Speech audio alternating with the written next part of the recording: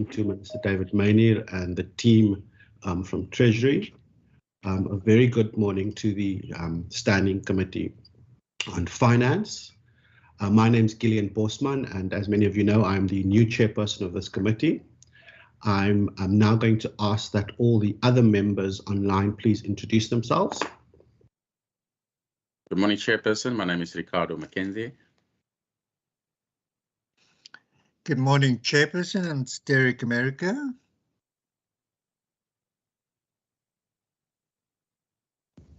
Morning, Chairperson. My name is Nomin Kondla. Morning, Chairperson. I'm Lulama Mvimbi.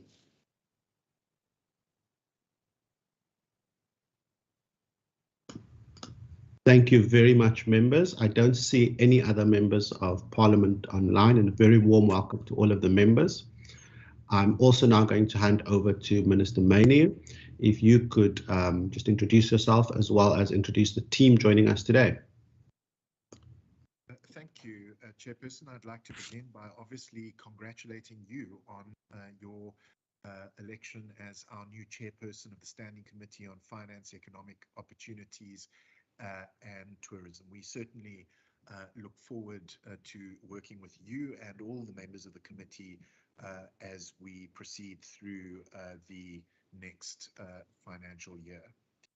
Chairperson, I'm in your hands. Would you like me to introduce the team or to make opening remarks, or both? I wonder if you could just give me a clear steer. I think we can go ahead with introducing the team, and then you can go straight into opening remarks as well, because we have no apologies to table. Thank you. I am obviously joined by David Savage, the head of department of the Provincial Treasury, and I would ask him if he would just introduce the team. Thank you, Minister, and good morning, Chair and members of the committee.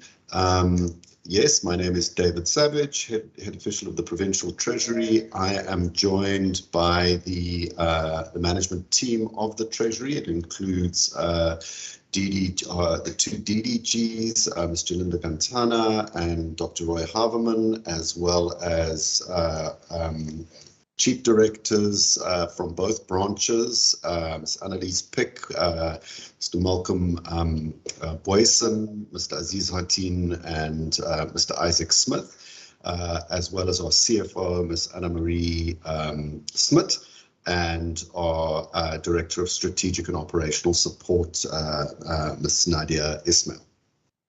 There are a number of other members of the management team with us who will be available to answer questions as well during the course of the discussions today. Thank you.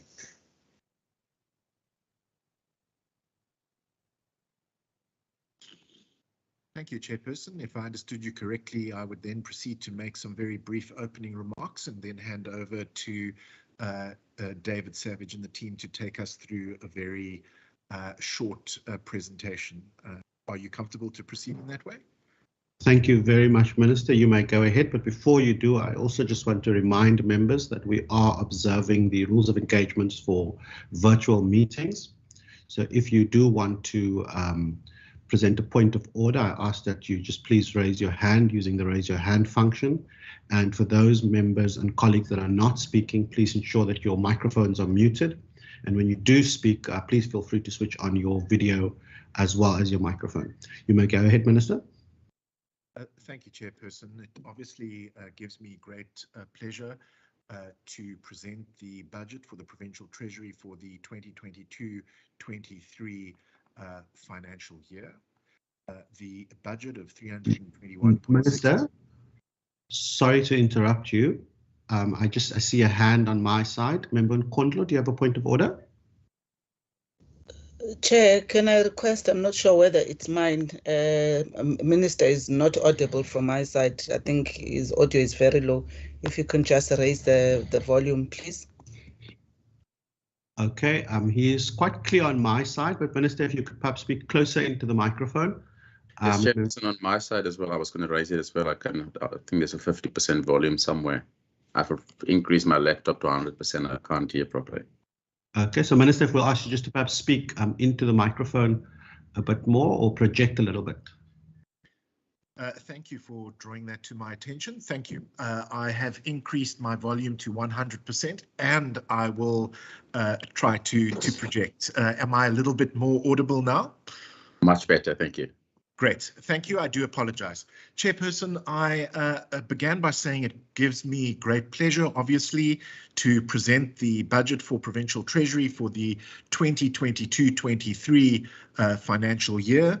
The budget increases, as honourable members will know, to 321.6 million rand, which is a 6% increase in nominal terms, which of course will be directed to deliver against the department's key strategic priorities, which of course include efficient infrastructure investment, effective local governance, strategic supply chain management, and of course integrated provincial governance. And I'm confident that in the next financial year, the budget will continue to support, I think, some of the very important innovation which I outlined during my budget speech, which included, but was not really confined to, but included, for example, expanding transparency when it comes to procurement in the form of our provincial procurement disclosure reports, of course, improving regulation in the infrastructure space, deriving value for money in relation to procurement, supporting vulnerable municipalities, and then, of course, also preparing for a very different fiscal future and ensuring that our province remains fiscally sustainable in the Western Cape. With that, Chairperson, I'd like to, through you, to hand over to David Savage and the team to take us through a short presentation. Thank you. Thank you very much, Minister. Over to you, Mr. Savage.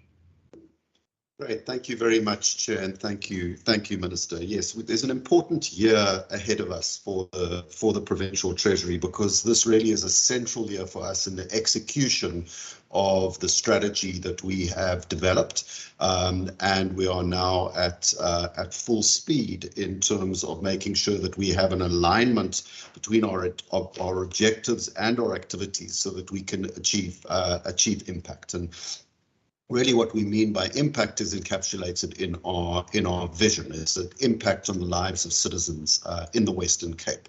And that really needs to define everything that we do in the Provincial Treasury. And it may seem something a little odd to say from a Provincial Treasury perspective, where some people would see us as just the number crunchers or the bean counters when they're trying to be unkind. But in fact, we see our role as making sure that we do play a key role in guiding every cent towards real impacts in the lives of residents of the Western Cape.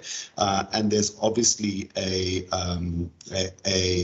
value chain between the financial management decisions and that impact that we need to support, including building capacity in the public sector and making sure that we are operating in effective partnerships. But really what underpins it all, I think, Provincial Treasury is our values. Our values as a department, they say that 80% of an organization is its culture. And we put a lot of emphasis on building a results-focused, citizen-oriented culture in the Provincial Treasury, so that we are coming to work each day and every weekend and some evenings, in fact, to make sure that we really do make meaningful impact in the lives of the residents of the Western Cape, and we're going to keep doing that certainly in this year. If you go to the next slide, please, I think this really reflects something that we have spoken to the committee about before, which is our strategy. as the provincial treasury, our priorities are, if you look in the top right, are making sure that we align the structure of the department, the culture of the department, and the strategy of the department to make real impact across 4 priority areas, which are around efficient infrastructure investment, effective local governance in the province, strategic supply chain management, and integrated provincial government, and to do governance rather. And to do that, we really focus on 3 levers to help us execute in terms of those priorities. The first is around building capacity and making sure we have an integrated talent management system in place. The second is around knowledge management, making sure that we're focused on outcomes across both provincial and local governance. And the third is on information management, particularly in relation to our ICT strategy and digital transformation in the department.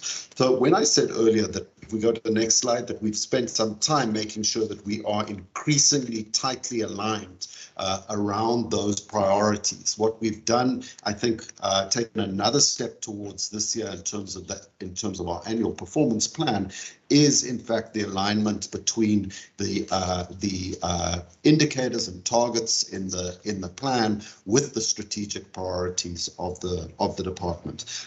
When it comes to efficient infrastructure investment, clearly there are big reforms that are underway in the Western Cape in the infrastructure environment. The Premier announced some of these in the State of the Province address. The Minister announced further reforms in his budget speech this week. And we're making sure here that we are going to maintain our monitoring role, but make that increasingly aligned to ensuring effective delivery in infrastructure across our infrastructure functions in the Western Cape.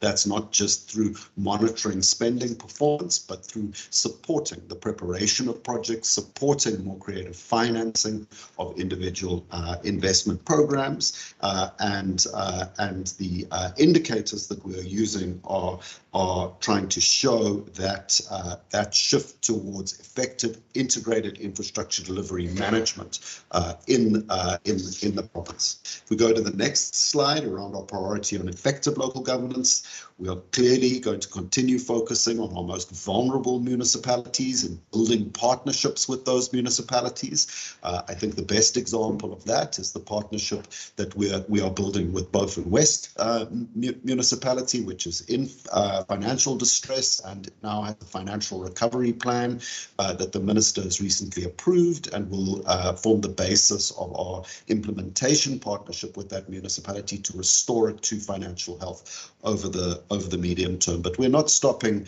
there when it comes to municipalities. In fact, the vast bulk of our municipalities in the Western Cape are not in financial distress. So we are turning our focus increasingly to working with those municipalities to drive a growth agenda. I think this really reflects what the Premier had said in his SOPA on the criticality of jobs for the Western Cape. And municipalities can play a really critical role in building the infrastructure and service platforms that enable firms to grow and expand, whether they be informal sector operations or larger firms. We need to make sure that our municipalities are working hand in hand with entrepreneurs and businesses in their jurisdictions to really encourage growth and development. If we go to the next slide, our third priority is around strategic supply chain management. This really is a key initiative for the Provincial Treasury, and where we're putting increased focus in making sure that we have not only the systems and technology for increasingly strategic supply chain management, but that we are investing in our people. And here we are extremely fortunate in the Western Cape to have, I think without doubt, one of the most capable strategic supply chain management teams, really a group of consummate professionals who have been driving a supply chain management reform program over years in the Western Cape, and we're really looking to accelerate that program. And there are a number of very interesting, or I think very important initiatives that are part of this as part of that strategy. The minister's already mentioned the procurement disclosure reporting, which we are taking to new levels this year, and we've already begun that process of incremental expansion. But we are also bringing out a series of other analytical products to support effective management of supply chains in the province. One of the special initiatives this year is going to be a value for money study that's going to look at where we can achieve further savings in our procurement activities. And another, I think, very, very important area is going to be around publication of our procurement planning intentions well in advance of advertising of tenders and so forth. So we'll give more people, more suppliers, an opportunity to assess where they might be interested in competing for access to our supply chains, and I think will bring benefits to all parties in that respect. And then finally, we have a priority around integrated provincial governance, and this really is the heart of what the Provincial Treasury does. I mean, obviously we produce the budget every year and various adjustments budgets, and that's a detailed process in its own right, but we also manage quite effectively an audit process across both the provincial government and municipalities alongside the Auditor General of South Africa, and that's something where our management strategies have really shown their mettle in being able to both sustain and expand the number of unqualified audits that are achieved in the Western Cape. But we don't want to stop there, because audits themselves are just a proxy indicator for good governance. Really good governance is around excellence in service delivery to all residents of the Western Cape, and so really moving our focus from conformance to performance is key here, and that's what we're going to be supporting. I'd said earlier that the strategic priorities of the Treasury are underpinned by three critical levers on talent management, digital transformation, and knowledge management. We are starting to implement our integrated talent management strategy, which looks at both our longer-term pipeline of skills in the public financial management environment for the Western Cape, as well as investing in our own staff in the Provincial Treasury, so that we build our own timber, we grow our own timber rather, and make sure that we are aligning the sort of career opportunities that we are providing to both prospective and existing staff of the Provincial Treasury. We align those with the new sort of work environment, increasingly digital, increasingly analytical, that our staff are going to have to work in. And so there are a number of initiatives underway to make sure that personal career development is aligned to departmental objectives and vice versa. Digital transformation is obviously key. And we'll come back to that issue a little bit later, because we have quite a broad program in this regard, both in terms of building our own capabilities, but also maturing some legacy systems, preparing for the integrated financial management system, and improving the coverage and quality of reporting that is produced in the Provincial Treasury. And then finally, we are, as a people-centered organization, I think very knowledge-heavy. We're knowledge-intensive, and we're wanting to look at how we increasingly integrate our various knowledge management activities and institutionalize the knowledge that's created, so that it serves the broader priorities of the department in a very effective way. If we go to the next slide, I think just to emphasize that culture is key in everything that we do in the Provincial Treasury. We are, as I said, a people-intensive organization. We need to collaborate, work together with partners across the branches and units of the Treasury, but also externally. So we're trying to build a culture of collaboration, a culture of can-do, or what I sometimes called not a no culture, but a yes and culture. And that requires us to really invest in how we relate to each other and to our partners, so that we get optimal utilization of the significant brain power that we have in the Provincial Treasury. It's around building trust across the organization so that we collaborate effectively and in real time. We are upskilling ourselves for a digital world.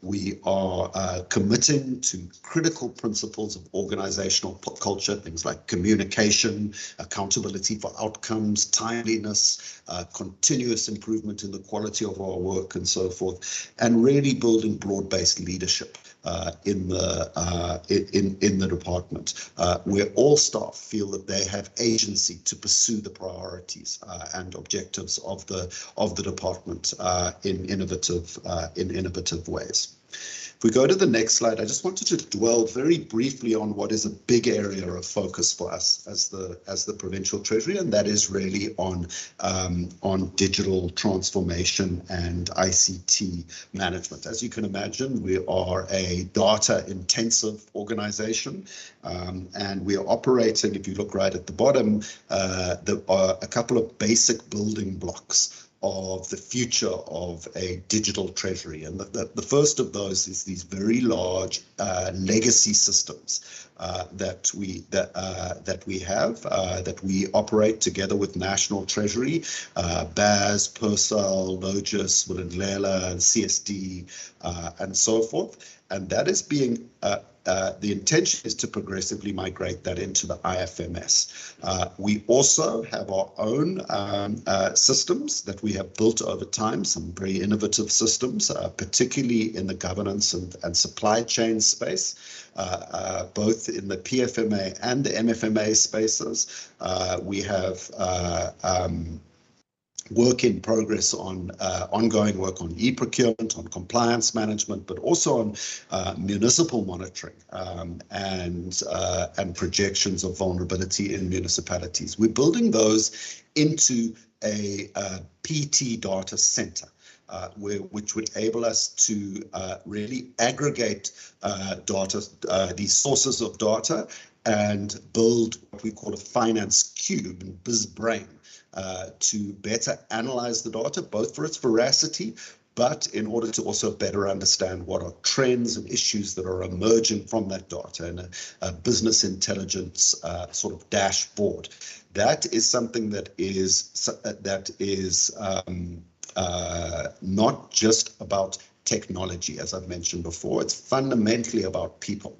And so we are working both across building the technical bases of that, the finance cube, the data center, and so forth, but also the cohort of digital transformation leaders in the Treasury. And in fact, as we sit here, that team is meeting now.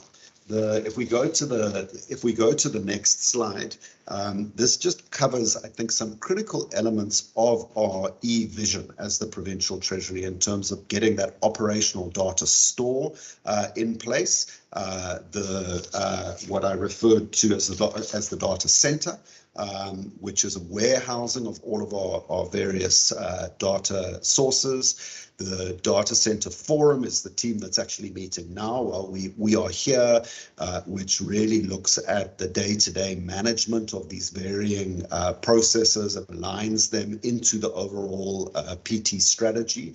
We have regular meetings with CEI as a key partner for us in the province. It is also a service provider to us in some of these activities, and so it's critical that we stay aligned to that. And then we have work underway in producing results from all of these initiatives, which is around building dashboards on municipal vulnerability, on accounting, on supply chain management, and so forth. If we go to the next slide, I just wanted to very quickly dwell on some of the risks that we're facing. Now, as we discussed in the Budget Committee, we've placed an increasing emphasis in the Provincial Treasury through the budget process this year on risks that are facing us in the province and on proactive management of those risks. So there are provincial risks that have been identified, and I won't dwell on those. What I will do is just quickly go to some of the key risks that are facing the Provincial Treasury and that we're proactively seeking to mitigate. And probably the most important of those is around fiscal sustainability. If we go to the next slide, which is a transversal risk. Beyond our budget process, we are taking specific measures to improve the oversight of public entities in the province, which is an area which could become a risk. It is not currently raising significant risk flags across our public entities, but there's always that prospect, as we've seen in the national government environment, and proactive management and mitigation of risk is something that we're committed to, and so hence we have we are taking steps in that environment, and also in terms of enhancing governance and systems to enable departments to proactively manage their own risks through greater integration of assurance tools and governance tools in the province in a combined assurance model. More specifically, when it comes, we go to the next slide, specific risks facing the department around infrastructure. We are taking steps in line with infrastructure governance reforms to review and reinstitutionalize the IDMS in the context of the framework for infrastructure procurement and delivery management, the PIDM, as well as improving project preparation support and enhancing our own capacity so that we effectively play our roles and partner with departments in infrastructure delivery. We're also undertaking a series of reporting and governance reforms right across the board with respect to our IFMS readiness, cash management and monitoring, tightening combined assurance, public entity governance, and supply chain management surveillance. Our supply chain strategy execution is a critical area for us. Last year, we issued the revised blueprint accounting officer system and delegations, which is being institutionalized now by departments. We are continuing to invest in both people and systems capacity in supply chain management. As I've mentioned, we continue to work with National Treasury in particular in strengthening the overall regulatory environment for supply chain management. Not always an area that is easy to find pathways forward in. And as I said, investing heavily in our own staff and in those of departments so that the cohort of supply chain managers across the province remains at the top of their game. On integrated provincial governance, we have adopted a risk-based fiscal strategy and framework. We are continuing, I think, to improve our economic analysis and reporting through the PERO and the MERO. Each year, you will notice that they improve significantly and substantively in the sort of analysis and insight that they offer. Our Fiscal Futures project has had some good early successes and will continue this year in understanding some of the drivers of fiscal sustainability for the province. This year, we focused on the broad framework for transfers to the province and on the expenditure side on composition of expenditure, on compensation of employees, and we will continue that work going forward. We will continue looking at options to reform the budget process. We've introduced, as members would know, a number of budget instruments, fiscal instruments, such as the Project Preparation Facility and the Fiscal Transition Support Facility. We are continuing to look at options to improve the sort of performance-based budgeting environment for the province. We will obviously continue with our work on compensation of employment of employees, the cost of employment, and the implementation of bespoke strategies developed by by departments across the province, and with our expenditure reviews. On the local government side, our early warning capacity is absolutely critical to be able to proactively identify risks in real time and work with municipalities to resolve them. A municipality that is already in financial distress is one that will take much longer to recover from financial distress. So proactive engagement and management is absolutely critical, and we will continue to build capacity to engage early and repeatedly with municipalities. As I mentioned, we're also focusing not just on our vulnerable municipalities, but also on sustainable municipalities that are currently sustainable, how they can really support growth and development for the province as a whole. And much of this is around the effectiveness of our own capacity building initiatives with municipalities as we move forward. And I think the CFO will touch a little bit on that at the end of this presentation. And then finally, from my side, I think it would be remiss of me if I did not comment on, if we just go to the next slide, a history that, an unfortunate history that the Provincial Treasury has on its own spending performance. We struggle always to spend the full allocation of funding that's made to us, although we're a small department, so small amount of underspending on percentage terms, relatively large. I think that we've spent a lot of time this year trying to get to the underlying drivers of this problem and develop an approach for the next financial year. Now, the underlying issues, I think, is one of them emerges from a commitment that I think is shared by all Treasury staff, is an absolute aversion to waste. So when people do find ways in which we can save a cent, we tend to save that cent. And I think that's just something that's really built into the DNA of Treasury officials. But we have also detected sometimes that there is less than adequate planning, and that we have fragmented our capabilities, our implementation capabilities in certain respects. So we've drilled down into those issues, and our approach going forward is outlined here, is just to make sure we have a clear assignment of responsibilities on individual spending programs and initiatives, that managers are completely accountable for performance in terms of that there is consequence management where there is underperformance relative to those commitments, but alongside that managers are given the tools to perform.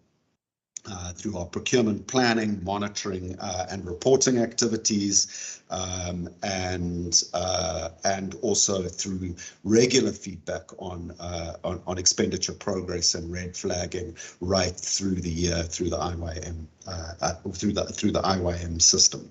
We have also enhanced our management of transfer payments to municipalities. Those were tending to go out too late in the financial year, and that's been addressed, and we will continue to emphasize that.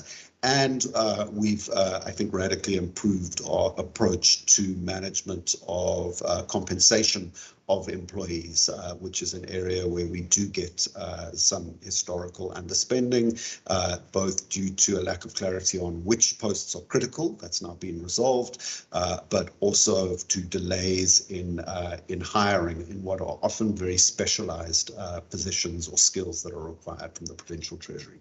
With that, I'll hand over briefly to the CFO to just take you through some of the details of the vote, the budget for the 22 MTEF. Over to you, Anna Marie. Good morning. Good morning, everybody. Like the HOD has indicated, I'm going to take you quickly through the MTEF allocations. As you will see, that our adjustments estimate for 21-22 amounted to 307,602 million. So there was a slight increase, 4.6% to the main budget of 321,610,000.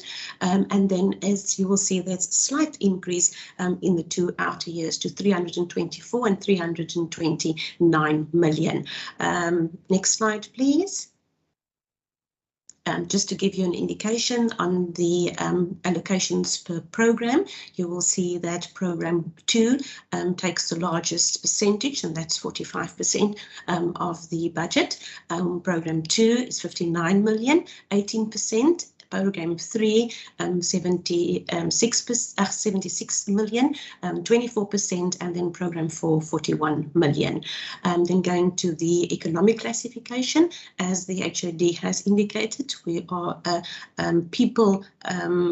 people-centered organisation needing the HR, needing human capacity. So our COE budget is 64% of our total. It's 206 million, followed by goods and services, 58 million, and then transfers and subsidies, 51 million, and our capital assets, and mostly computer equipment, is about 5 million. Next slide, please. Then just highlighting some of the issues with regards to COE. Currently, the vacancy rate as at 11th of March 2022 was 18%. The department is in the process of filling 35 critical posts over the MTEF period, and of which 5 is SMS positions, and these posts are critical in the maintaining of good governance, providing support to departments and municipalities, and implementing the provincial and municipal SM strategy, and supporting digital transformation. You will also see that it's indicated that 8% or 28 posts of our approved establishment could not be funded within the allocation. Next slide, please. With regards to goods and services, as indicated in the previous slide, we will continue to focus on digital transformation and the implementation of the ICT e-vision. We will also focus on strategic supply chain management and continue with the SEM reform, procurement planning automation, and the procurement data center. We will also focus on improving the spending performance on infrastructure projects, and also the local government reform, and then also undertaking policy research and expenditure reviews. I think the HOD also alerted to that in his previous slides. And then we will continue with the projects such as the PERO, the MERO, the MTPPS, and other critical document publications. Next slide. With regards to transfers and subsidies, we have indicated that previously we had 3 different grants, what we call the financial management support grant, the capacity grant, as well as the recovery grant. We have now combined it into one specific grant, the financial support grant, as well as the capacity building grant, and what we call now is the capacity grant. You will also see in the Gazette that these amounts have not been allocated per municipality, and that will be done in the adjustments estimate, and it will be based on the recommendations of the municipal engagements, as well as the outcomes on the financial statements. I think that brings me to the end of my presentation. Thank you very much. Thank you very much, Anna Marie.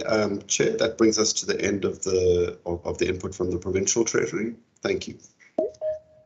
Thank you very much to both of you for that presentation, and thank you for the Minister for your opening remarks. Colleagues, I'm now going to hand over to you to pose any questions based on the presentation, as well as pages 81 to 95 of the Provincial Treasury Vote 3.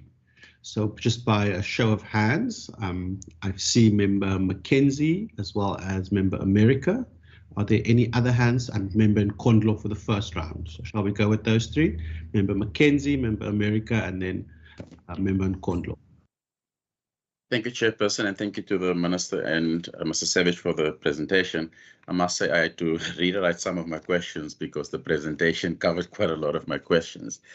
I think one of the things I am going to ask is, what is the timelines on some of these projects? I mean, we obviously appreciate that you're putting the necessary interventions, particularly if one look at the spending performance and the consequent management that you indicated. So I would like to know just what are the timelines that the department have set for itself. I know the one on the legacy systems, you're working with National Treasury, obviously. And if you can give us an indication if there is any timelines on these, on your integrated management reporting system. And then again, want to appreciate the expanding transparencies. And you did mention in the budget also that you're going to supply the standing committees with quarterly reports on the infrastructure spending. When is that going to start? Is it going to be from the new financial year? If you can just give us an indication on the timelines on that. And that on the vacancy rate, I just want to get an understanding so I can understand it clearly. Talking about 18% vacancy rate, and then I think 3 or 4 bullet points down, you indicate that 8% could not be funded due to not money being available, if I understand it correctly. Is it 8% of the 18%, or is it 18% minus 8%? Because they're two different numbers. If I can just get clarity on that. And then, Chairperson, you did indicate we can go to the pages as well. Up to which page? We're going up to page 95, sir. Okay, thank you. Then on page 90, I'd work from the virtual page, I do hope it's the right one. On page 90, under the program Local Government Finance and MFMA Coordination, where we're talking about, and then there's a second page as well, just with regards to the assisting municipalities. Particularly now that we have new mayors, we have new councils, we have new councillors, what sort of training interventions is Treasury doing? And are you doing it in conjunction with the local government to ensure that, that the monitoring and the implementation from those budgets, from those municipalities, that they do know what they're doing, something as simple as that? Because you do report quarterly on the states of the municipalities' budget performance, but how do you help them to ensure that that reporting to you is done? And then on that, we've seen recently, not in our province, where there was the, unfortunately, killing of people who were doing investigations into municipalities done. What proactive measures have we put in place in Treasury to ensure Treasury officials that go to some of these municipalities don't get targeted? Are we putting security measures in place? Sorry about that, because it's quite risky, obviously, if you do investigate individuals that are allegedly corrupt. What sort of security measures are we putting in place to avoid that becoming a problem for us? And then on the supply chain, and I know we've recently saw this, the circulars around it and the constitutional court case around supply chain management. And we saw what practical measures has Treasury put in place to ensure that the impact on the Western Cape government, because I think you're talking about on page 87. And then the last thing, and I know Treasury did issue a statement around it, what is the latest on Beaufort West? And I'll leave it at that. Thank you, Chairperson. Thank you very much. You've stolen a few of my questions as well, Member McKenzie. I'll hand over to Member America. Thank you, Chair. And I'm going to switch off my camera just for introductory purposes. I'm a new member of the committee, and some of the questions I will be asking might sound a little mundane, but for me, just to get an understanding of the structure and the issues involved, and I consider the presentation to be very helpful to give us a sort of high-level perspective of the activities of the department. Forgive me if the questions are not as high level in terms of content, but for me, it's just to get a degree of understanding of the complexities that is being dealt with in this department. So, Chairperson, my first question relates to Table 9.2. Table 9.2 makes reference to the local government budget office, and then we have local government finance groups 1 and 2. I would like to just get an understanding of what the difference is between these two classifications that would and what the different functions are. And of these two different offices. And then my second question relates to the earmark funding for infrastructure. What kind of infrastructure does the department involve itself with? Because we do, is the particular transfers to the Department of Public Works to undertake infrastructure development on behalf of the department? I just needed some sort of clarity regarding that. And then thirdly, Chairperson, relates to table 9.3 that deals with supply chain management. And it is stated, and it relates to program 3, asset management. In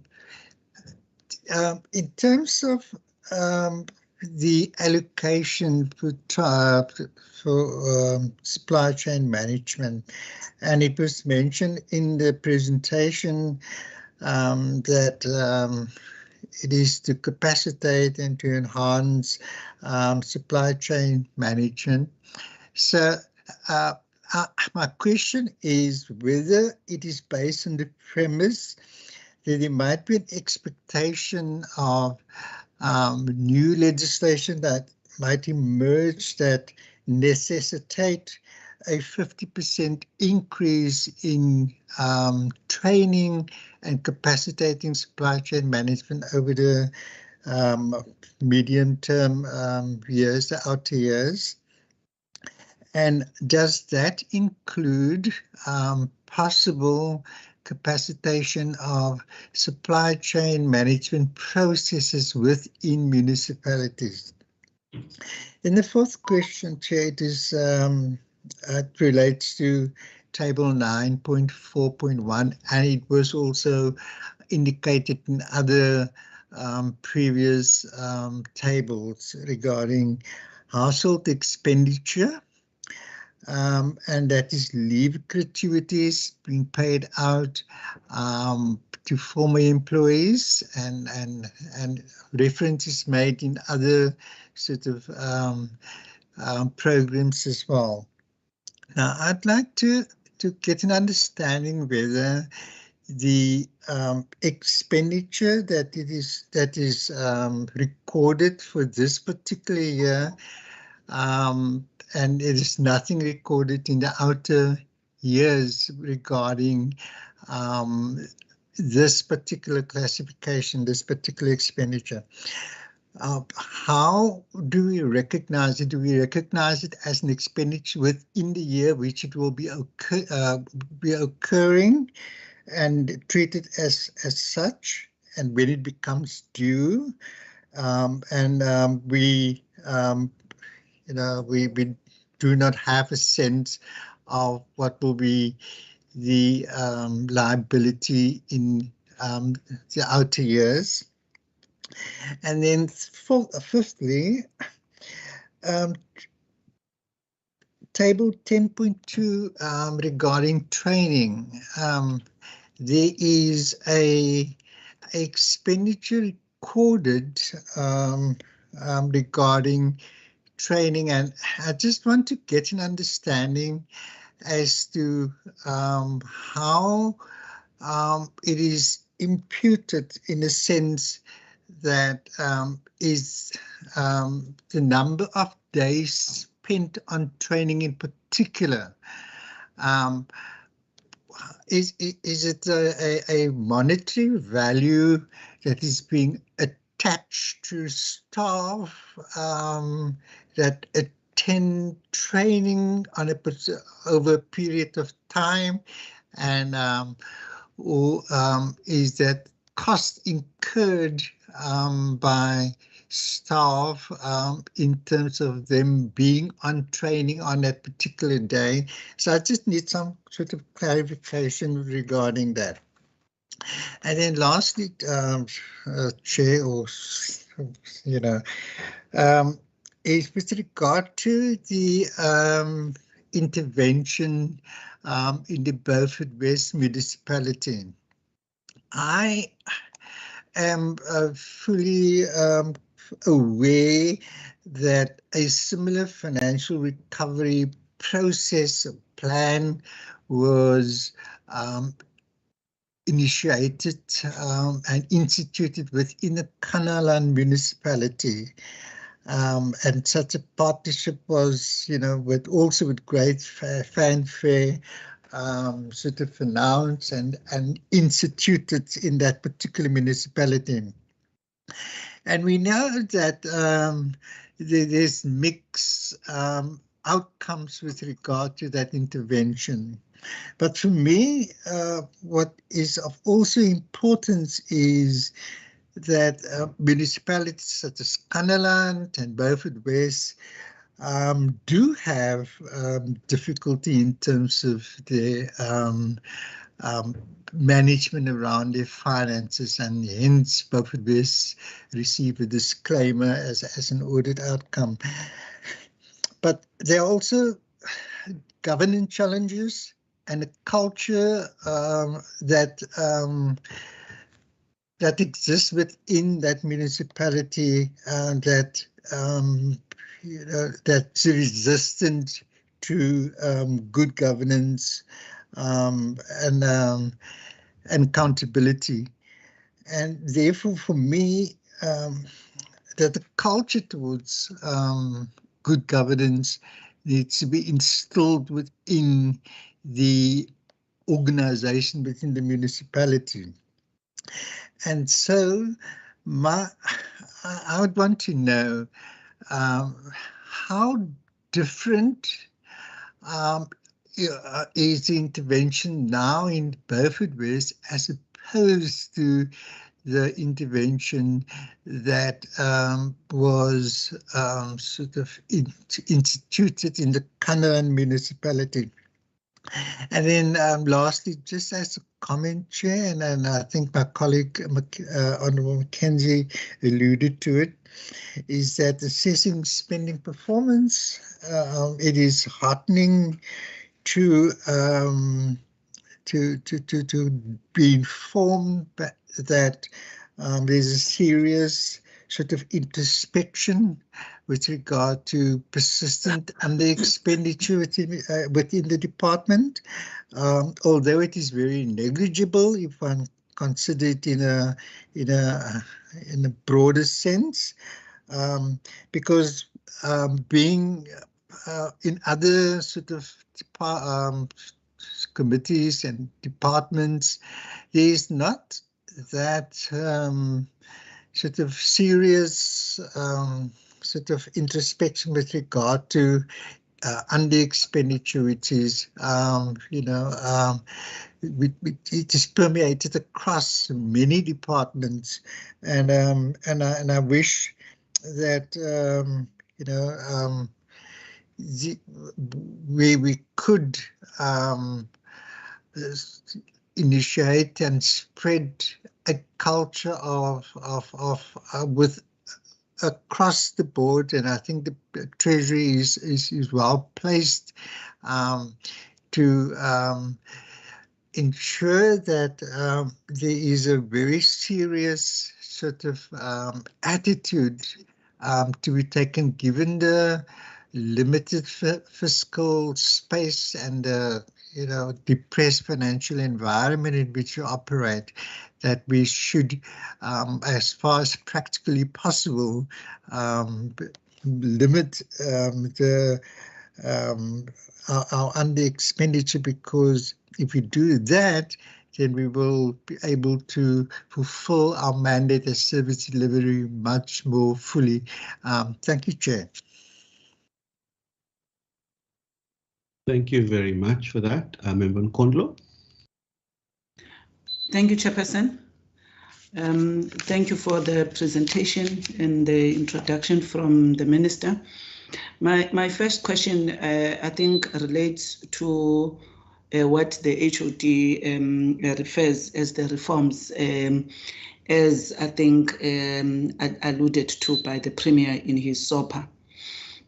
I'm interested to know what are the timelines, and I'm raising this from a budget perspective for these, because I am sure the reconfiguration of departments, as indicated, especially to impact the infrastructure, which is more public works and human settlement, and also the mobility, as pronounced by the Premier, that what are the budget implications, and how is this particular budget having attended or gave impetus to that pronouncement? And I'm raising this because in yesterday's engagement with the transport, I think the HOD indicated that these discussions are still taking place. Perhaps they may be considered in the budget adjustment later this year or next year. So I'm interested indeed to know what work is being done in real terms in as far as these reforms are concerned, beyond the statements by the executive. So if you can just give some indication around that. Secondly, I think when the reference is made about budget performance tools, which I think there's a lot of work that the department is undertaking. I'm interested to know that in as far as your budget performance measurement, whether as the department, from a budgetary point of view, you have instruments, you have undertaken to consider how the budgets in the province are tackling beyond the measure, because I think Pero and Mero and many others would tell us what is the situation. And I'm raising this in context particularly to inequality and poverty. And I know Pero and Mero, they go to town in explaining this. But I think my question is the extent to which now, post as a result, one can be able to measure that indeed our budget is making a dent in inequality, in poverty, and the related. Is there any specific studies that or report you can actually direct me to, that can actually be able to see beyond the levels of inequality, but how our budget spending in overall as the provincial government actually impacts on inequality and poverty.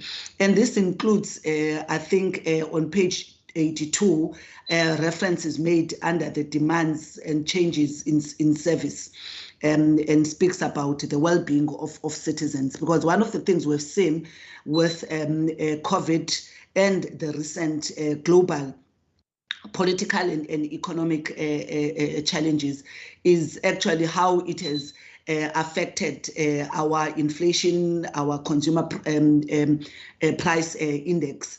And I think citizens, particularly the middle class, also being affected mainly about, the cost of living.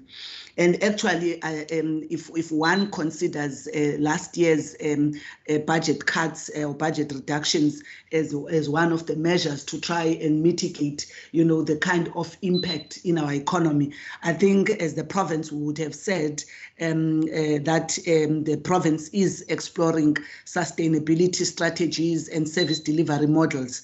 So one is interested in that regard to check where are these strategies and models, and whether they take into account inequality and the need for redistribution. So I'm asking those questions, and I'm asking them from a budgetary point of view, that what work, what is tangible things that one can actually see, as we try to tackle with these high-level challenges that are experienced by households in the Western Cape and the various active economies, especially in our districts. And then following to that is also in the infrastructure performance reporting that the minister's budget alluded to, which one welcomes a lot, that actually it will include somewhat reports also to ourselves as the legislature. Another question I posed yesterday to HOD and was the issue of the reporting framework. Does it already exist? Because I'm sure as members of the legislature we would be interested to understand what elements of that performance reporting that will come to us includes, so that we are not left, to then have to ask if there are any gaps in terms of what our varied areas of interest in as far as that reporting. Unfortunately, I think yesterday the HOD from Public Works said no, from their side, I think there are normal reports that are there, so they're not aware if Treasury may have a new instrument that they will be using. So I'm asking that question to just try and understand that when the matter was reported in the budget speech of the minister, is that reporting, can it be shared with us so that we understand when you talk infrastructure performance reporting, what exactly are you going to be reporting on, so that also we can make our inputs as the legislative arm in the province. I must say, going further, the issue of the risks which are mentioned in the slide, I was actually taken aback, HOD, because I would recall that also in the discussion on the pair, one had asked this question about, the subsequent risk emanating from a local government election recently last year. That is this not viewed as a risk?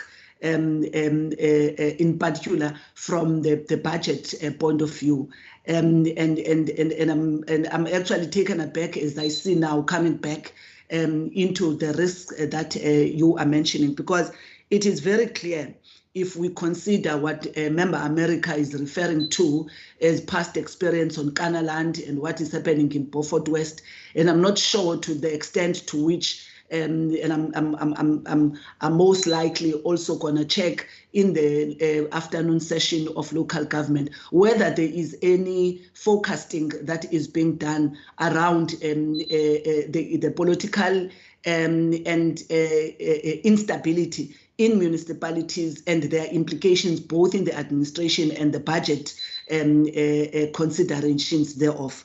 Because indeed, this is a reality, especially as our democracy is growing and it's actually getting into more collusions other than one party that actually becomes the majority. And if we decide to sort of shy away from that reality, because as the major parties, if my people understand what I'm raising, we are comfortable that you may have one party winning in majority. One thing that is starting, and it's not only in the Western Cape, it's across the province, that you are seeing collusions as one thing, in particular in the municipalities. And they've got, you see in Joburg, you see in Tshwane, they've got particular implication for administration and the budget stability in those. So that is why I'm actually raising the matter more actually as a comment, and I think it's important that yes, it is placed as a risk, because there is a lot of political sort of posturing and outsmarting at some point that gets involved in that space, which can actually create even more problems. And that is why, for me, I think from a technical level, it's always important to sort of forecast that particular risk so that mitigating strategies are put in place. The next one is on the 35 vacancies that I mentioned, notwithstanding, I think what has already been asked, I'm trying to understand what are the kind of employment equity responses or interventions that would be answered through these particular vacancies. And I'm asking in light of what would be the current EE status of provincial treasury. But also if one considers, as HOD was saying, that this department is a data-driven and you are driving an e-vision, I'm actually I'm interested to understand the extent to which such, because we know ICTs are not necessarily labor intensive.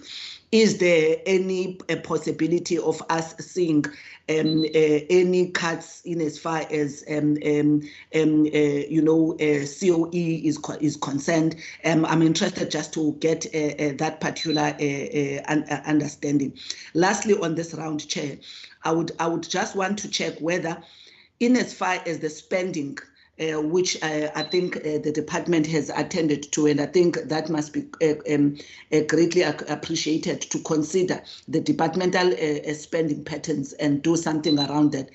Is there any work that the department has done considering grant spending, particularly both of the provincial treasury, but also across the department, and how such, in as far as the strategy, the fiscal strategies and discipline that you'd want to see, that work is actually trying to be managed, particularly as it looks at local government in this regard, and how they are ensuring spending, because one of the things that have actually been lauded by the Fiscal Commission, the Budget Office, and also SALGA is the extent that municipalities are underspending on grants, and grants that are meant specifically and targeted towards the poor or those communities where there is a dire need for such additional support by government. So let me stop there for this round, Chair. Thank you very much. Thank you very much, Member Nkondlo, as well as Members America and Member Mackenzie. I'm now going to hand over to the Minister or to the HOD for their responses to those questions, which is quite a big lump of questions. Thank you, Chairperson. I'm going to hand over to the David Savage and the team, and I will then supplement at 3 questions. Thank you.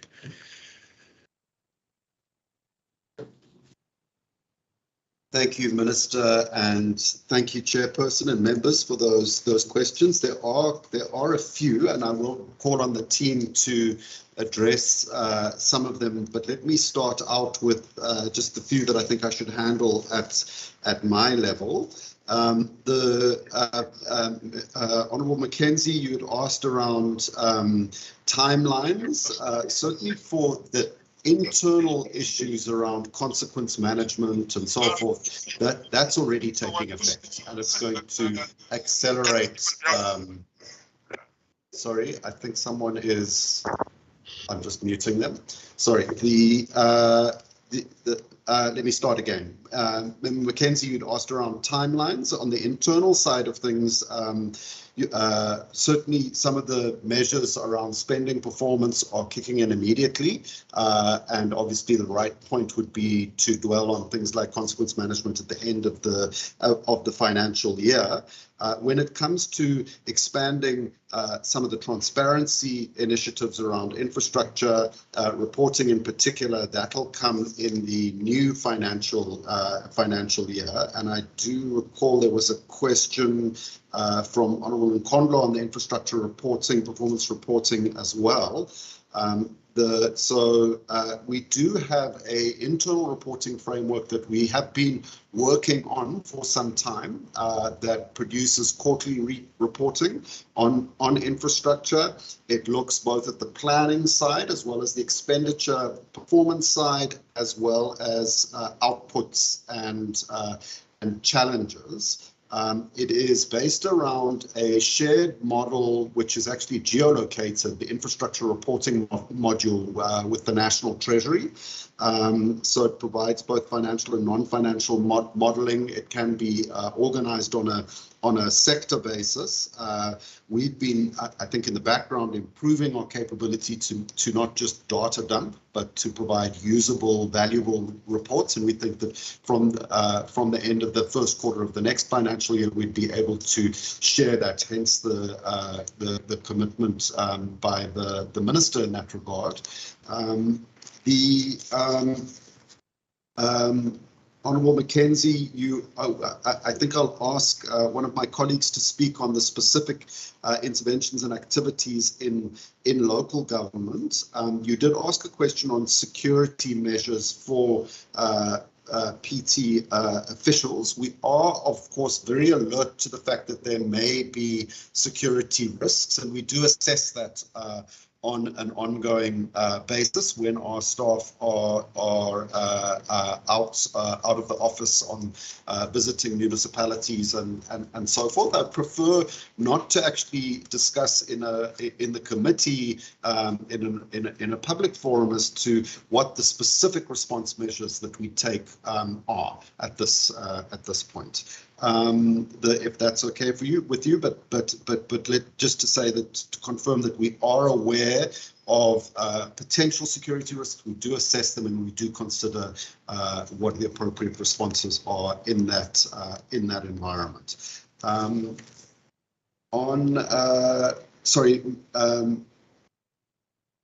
Member Nkondlo, you had also asked on the infrastructure reform side on the timelines for changes. I think that the HOD from Transport and Public Works had obviously indicated already that the intention is for operationalization by the next financial year. So it's a busy program of work for this financial year. If there are changes that can start to be introduced in the adjustments estimates in this year, that will be undertaken if that's appropriate. The primary implication from a budget perspective will be around the program structure, the establishment of the program structures of the new votes. What this budget does is to, where appropriate, just earmark or contain the funding that is likely to go to the new departments, the new votes. Just so that there are no radical shifts that are made now in advance of the establishment of the new votes that may create a residual liability for the Provincial Revenue Fund. And so that's a standard measure that we undertake as the Provincial Treasury in this regard, and have done so already. I think it predominantly relates to the establishment, in this case, of the Violence Prevention Unit in the Department of Health, and in the separation of the mobility and infrastructure functions in the Department of Transport and Public Works. The process is managed at a central level by the Department of the Premier, and they'd be able to give more details, I think, on the specific timeline within this financial year. I know that is a subject of considerable work that's ongoing at this point. The member in Nkondlo, you'd also asked around local government instability. Sorry, that was probably my error during the verbal part of the presentation. Certainly the instability is something that's captured in the slides. It's certainly central in our understanding of the risk environment in local government at the moment. I think that the budget as a whole has responded to some of the immediate risks of instability, and the Minister had announced specific allocations on forensics and legal services, as well as capacity support for municipalities through the transition in his budget speech. We obviously have a focus on vulnerability management that does not just deal with municipalities that have already tumbled into financial distress, but those that are likely, that are picked up in our early warning systems at being at risk in that regard. There is an integrated committee at within the province across ourselves, Department of Local Government, Department of the Premier, and legal services, including legal services, that meets on a regular basis to review the risk profiles of individual municipalities to make sure that we are working with them in the most constructive way possible to resolve governance and financial challenges before they become crises. And of course, as you said, at technical level, while a lot of this is generated in the political environment as coalitions settle down and so forth, we have a very, very simple rubric that we use as the Provincial Treasury. We are the guardrails of the system, and Chapter 13 of the MFMA gives us very clear marching orders in this respect. And, you know, without fear or favor, as we've said in this committee before, we will execute our mandate. And we understand that it needs to be executed, certainly in terms of Chapter 13, with alacrity. Delay is as much an enemy of resolution of challenges in municipalities than other issues that they might be facing. If I can then hand over to my colleague Isaac Smith to talk, give a little bit more detail on the IFMS, and then to my colleague Nadia Ibrahim to discuss, Isaac, if you could cover both the IFMS and the increases in Program 3, the question asked by Honourable America, and then Nadia Ibrahim, if you could talk to the triple PFA issues. Then I will ask Anna Marie Smith to talk to some of issues related to the vacancy rates, the COE questions from Honourable America, and then Stephen Kenyon to speak to the question of training for municipalities, the local government reporting, give an update on Beaufort West, and then I think it will be Dr. Haverman on what infrastructure PT does in the infrastructure space, as well as budget performance tools and measurement of the delta of infrastructure, the question asked by Honourable Convo. So over to you, Isaac. No, thank you, HOT, and good morning to the chairperson and members.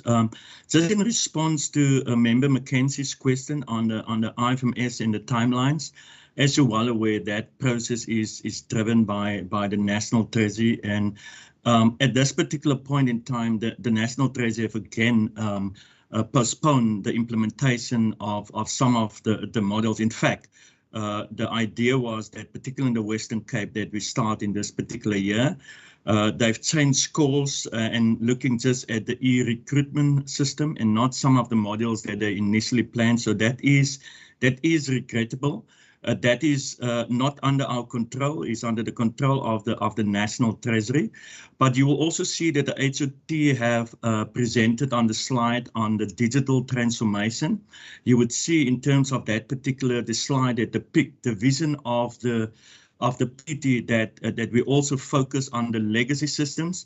So whilst the IFMS is not forthcoming, we're looking at improving the legacy system, and where possible, that we put mechanisms in place to make the data easily available to our institutions.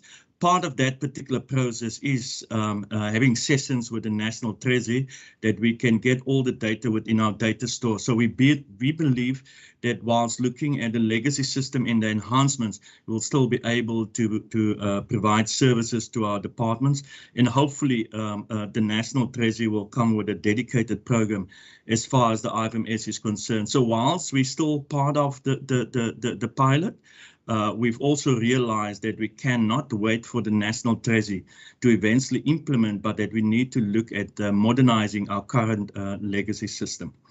In terms of the second question on the increase in the supply chain budget allocation, you will see in terms of the focus, there's a renewed focus on supply chain management, and two areas that we're focusing on in the Provincial Treasury is on the technology in supply chain, but also in terms of value for money. You would see there's a 1.5 million identified for research on looking at our procurement expenditure. Apart from COE, the second highest expenditure is through procurement, and we would like to buy capacity in to assist us in analyzing the procurement spend across departments. Then also, as far as the 3 million is concerned, the reforms, our Provincial Treasury compared to other Provincial Treasuries on supply chain is relatively small. In setting up the structure, we didn't cater for the strategic sourcing arm of supply chain management, and that is one of the reform areas that we're looking at from a PT perspective. So over time, the idea is to create our own capacity, but until such time that we get to that is also buying those resources in. And then also we've also reported back to this committee previously on our drive in technology on e-procurement. We've taken the e-procurement now in-house, and from the 1st of April, it will be in operation. It still caters only for purchases up until 1 million, and we're busy then also making sure that we build the capacity to deal with all procurement. And then, of course, the procurement center that we've created to support suppliers. We're expanding on that. And then, Chair, we're also looking at seeing to what extent some of the initiatives that we've driven within a provincial environment, how we can also extend it to a municipal environment, and that we're also starting in the new financial year. Thank you, Chair. Thank you, HOT.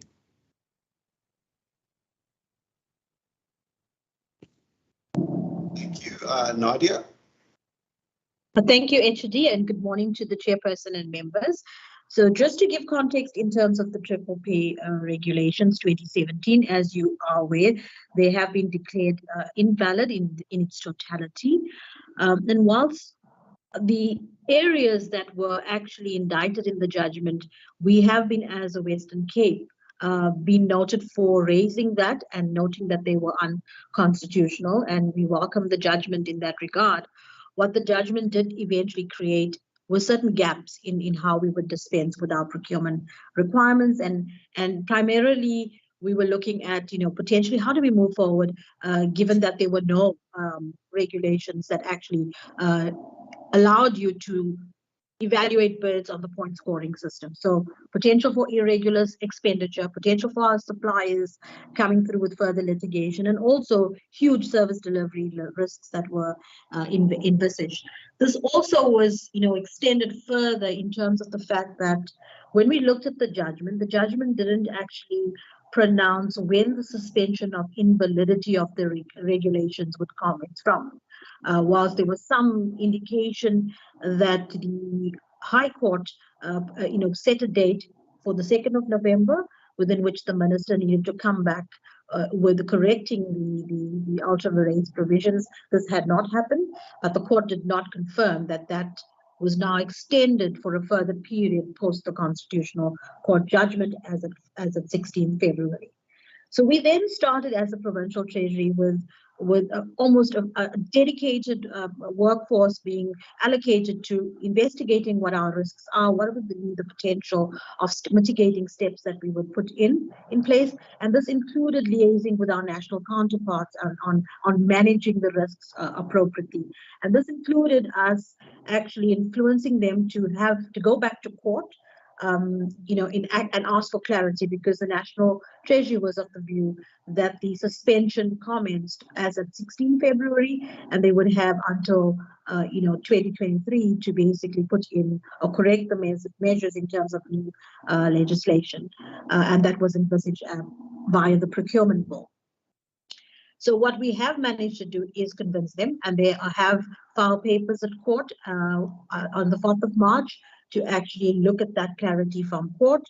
And then also they have in the interim where we assisted in looking and asking them to address the gaps that have been created now, which means that with the entire regulations being declared invalid, you have two imminent gaps that actually prevent you from applying the requirements of the Act within the procurement system, and that is the value thresholds that are required in terms of the 80-20 and 90-point system, as well as the evidence burden that would need to be used in a procurement space to claim preference points.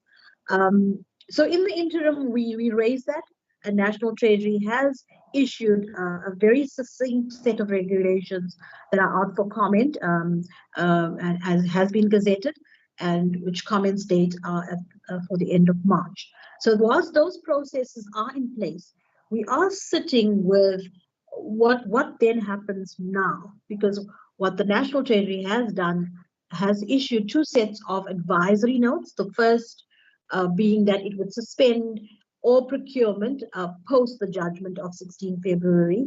And this would have dire consequences, not just for the Western Cape, but I think across the board in terms of service delivery, as well as dispensing with our budget implications. I mean, if we're dealing with under expenditure, and now already imagine not doing any procurement for the last month, which a significant amount of procurement does happen in that time.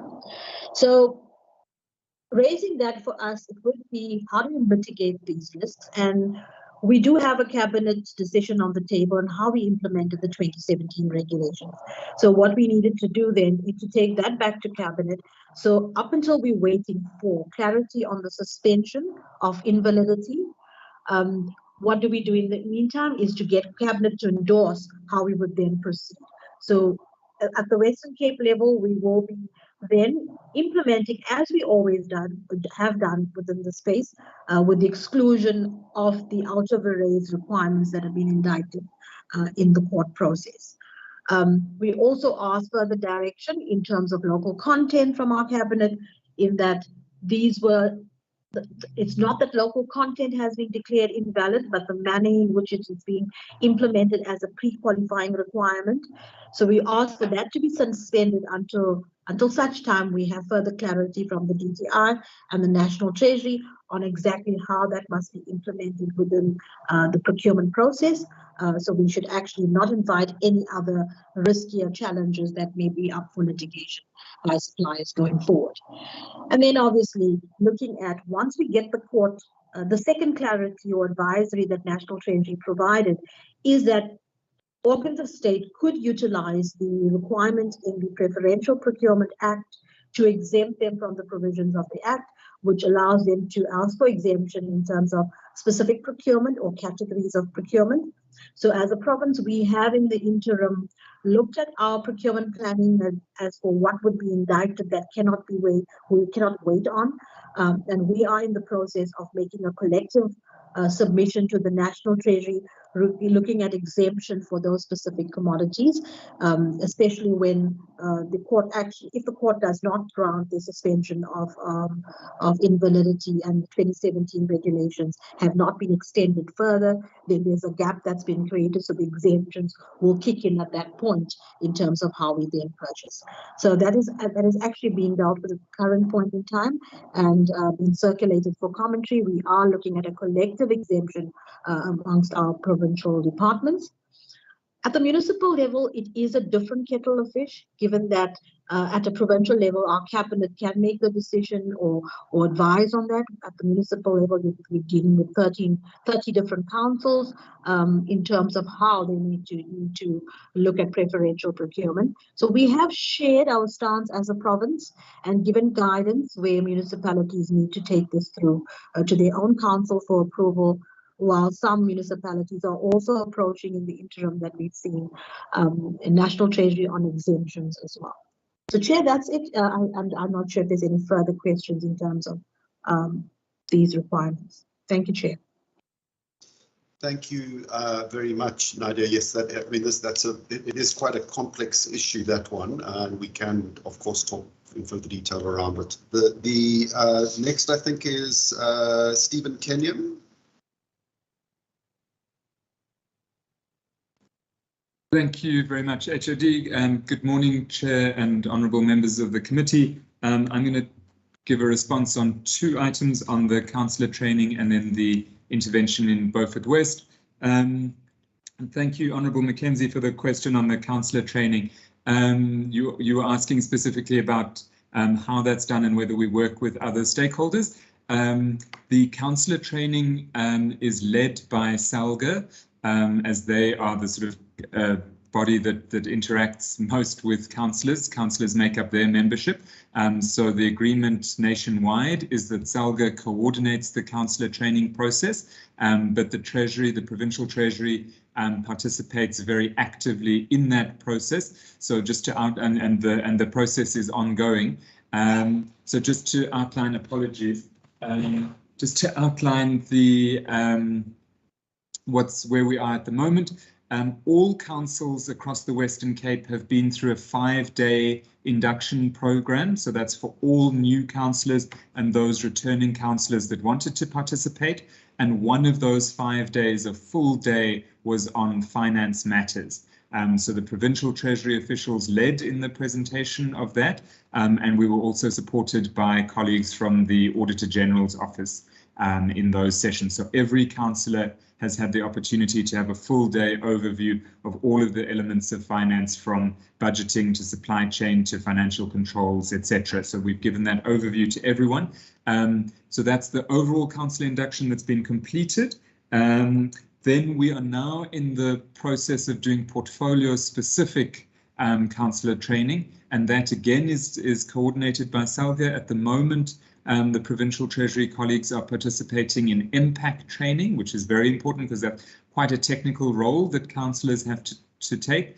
And that's a 2-day training session with inputs from the Treasury and the Department of Local Government colleagues, again coordinated by Salga. And then we're expecting there to also be Finance Portfolio Committee training, which will deal specifically with the budgeting issues, etc. But that has still to be scheduled. So because it's coordinated by Salga, I don't want to speak I don't want to make commitments, promises on timelines.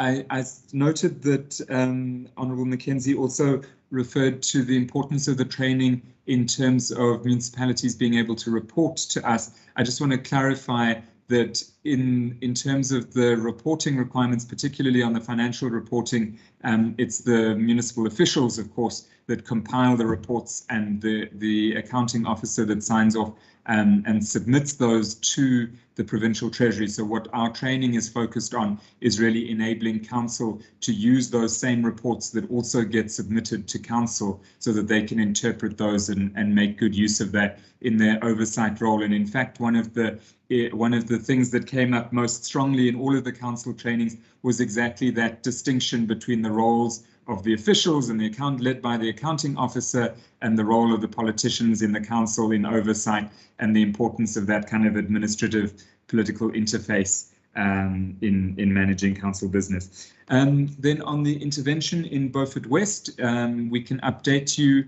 that the financial recovery plan, which I think you were referring to, was formally approved by Minister Mania on the 7th of March, and that has been formally submitted to the municipality. A copy was also submitted to the Speaker of the Provincial Parliament. We are scheduled to give a formal briefing together with our colleagues from the Department of Local Government to a special meeting of the Beaufort West Council on the 23rd of March. So that is Wednesday next week. So we're busy preparing for that at the moment. And then following that, we will work closely with the officials in Beaufort West on the detail of how the reporting and implementation of that financial recovery plan, as well as the broader support plan that our colleagues in the Department of Local Government will be compiling for them, how that will all work.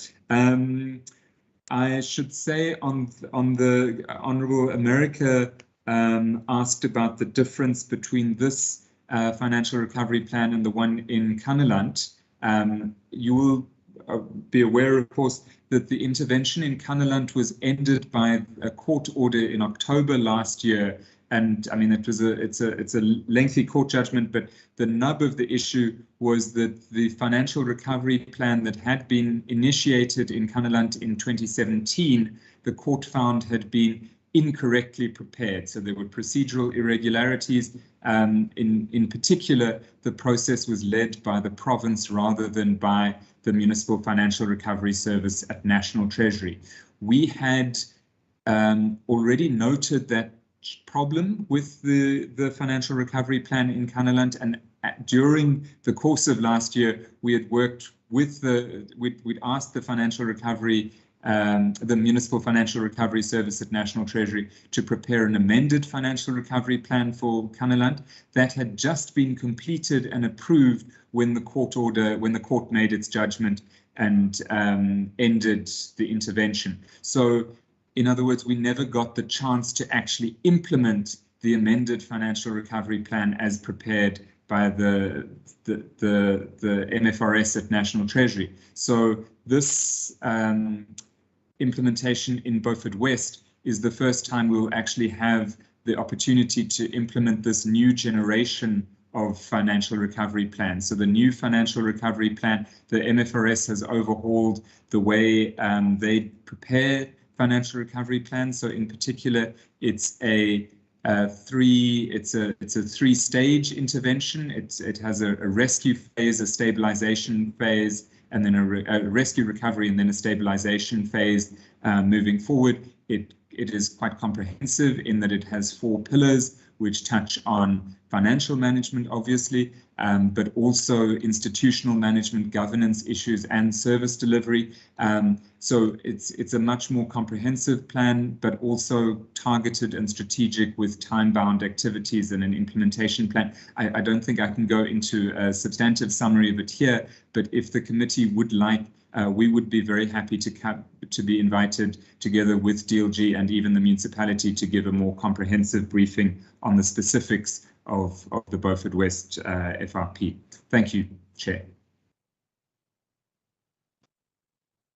Thank you, Stephen. If I can then go to Anna-Marie Smith, followed by Nadia Ismail on the COE and related issues, training and yeah, thanks. Okay, good afternoon. Oh, good morning again.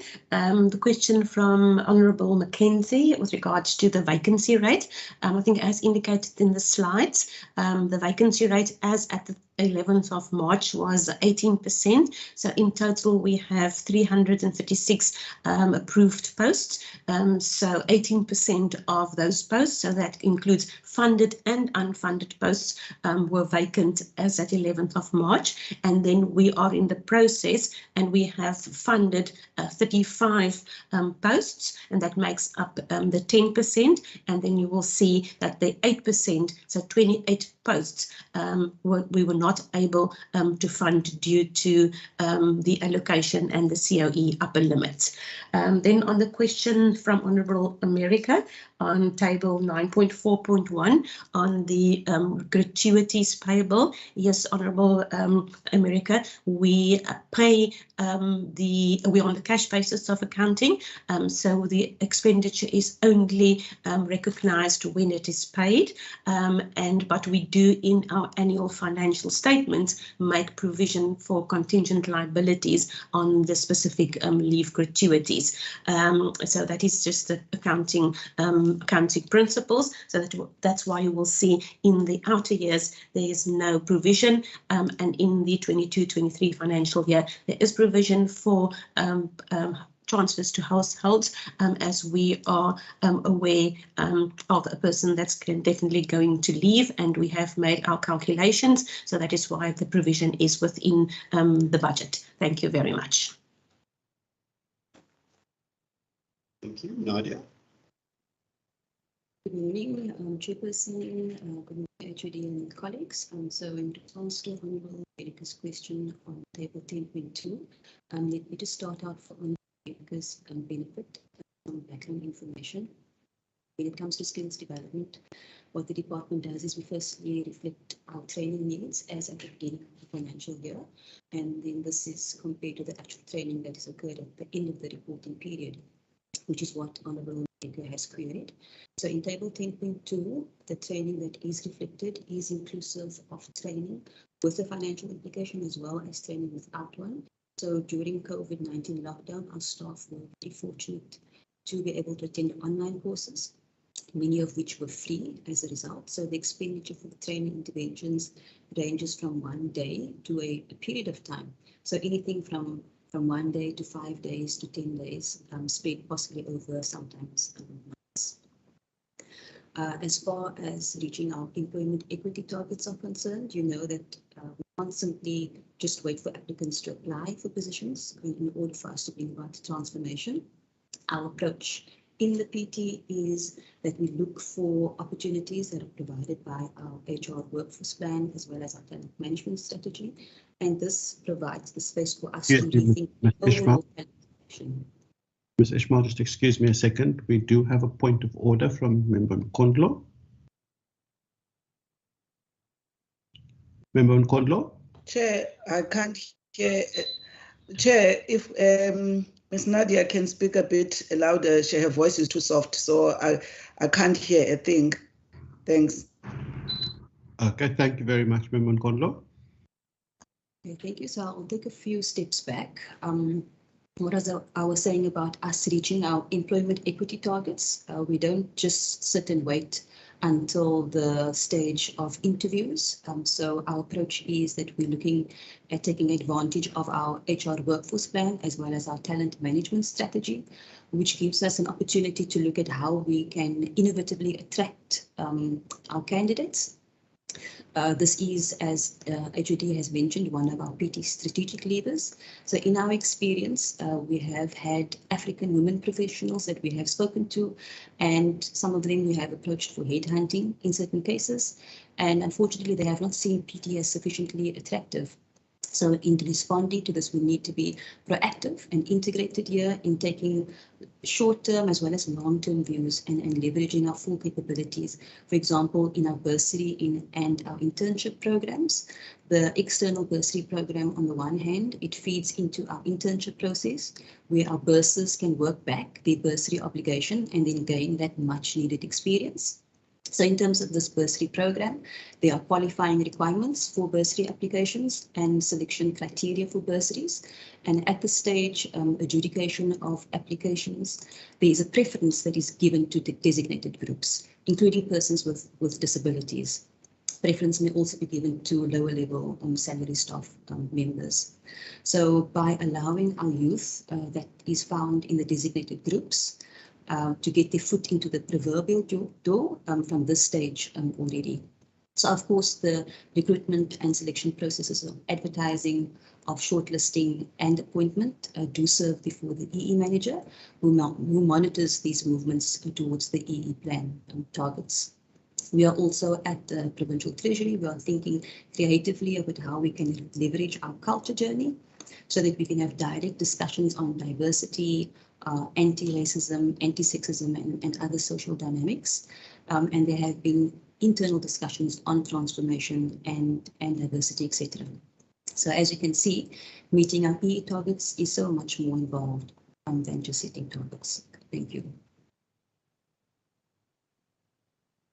Thank you, Nadia. Just before I ask Dr. Haverman to come in, I should add that I just see from my notes that Honourable Nkondlo had asked around COE cuts, whether that might result from our digital strategy. That's not our intention. In fact, we are seeing our digital strategy as allowing us to reposition our staff to higher order functions, higher order analytical functions, so that it is not at the moment. We do have to manually validate and aggregate various data sets, for instance.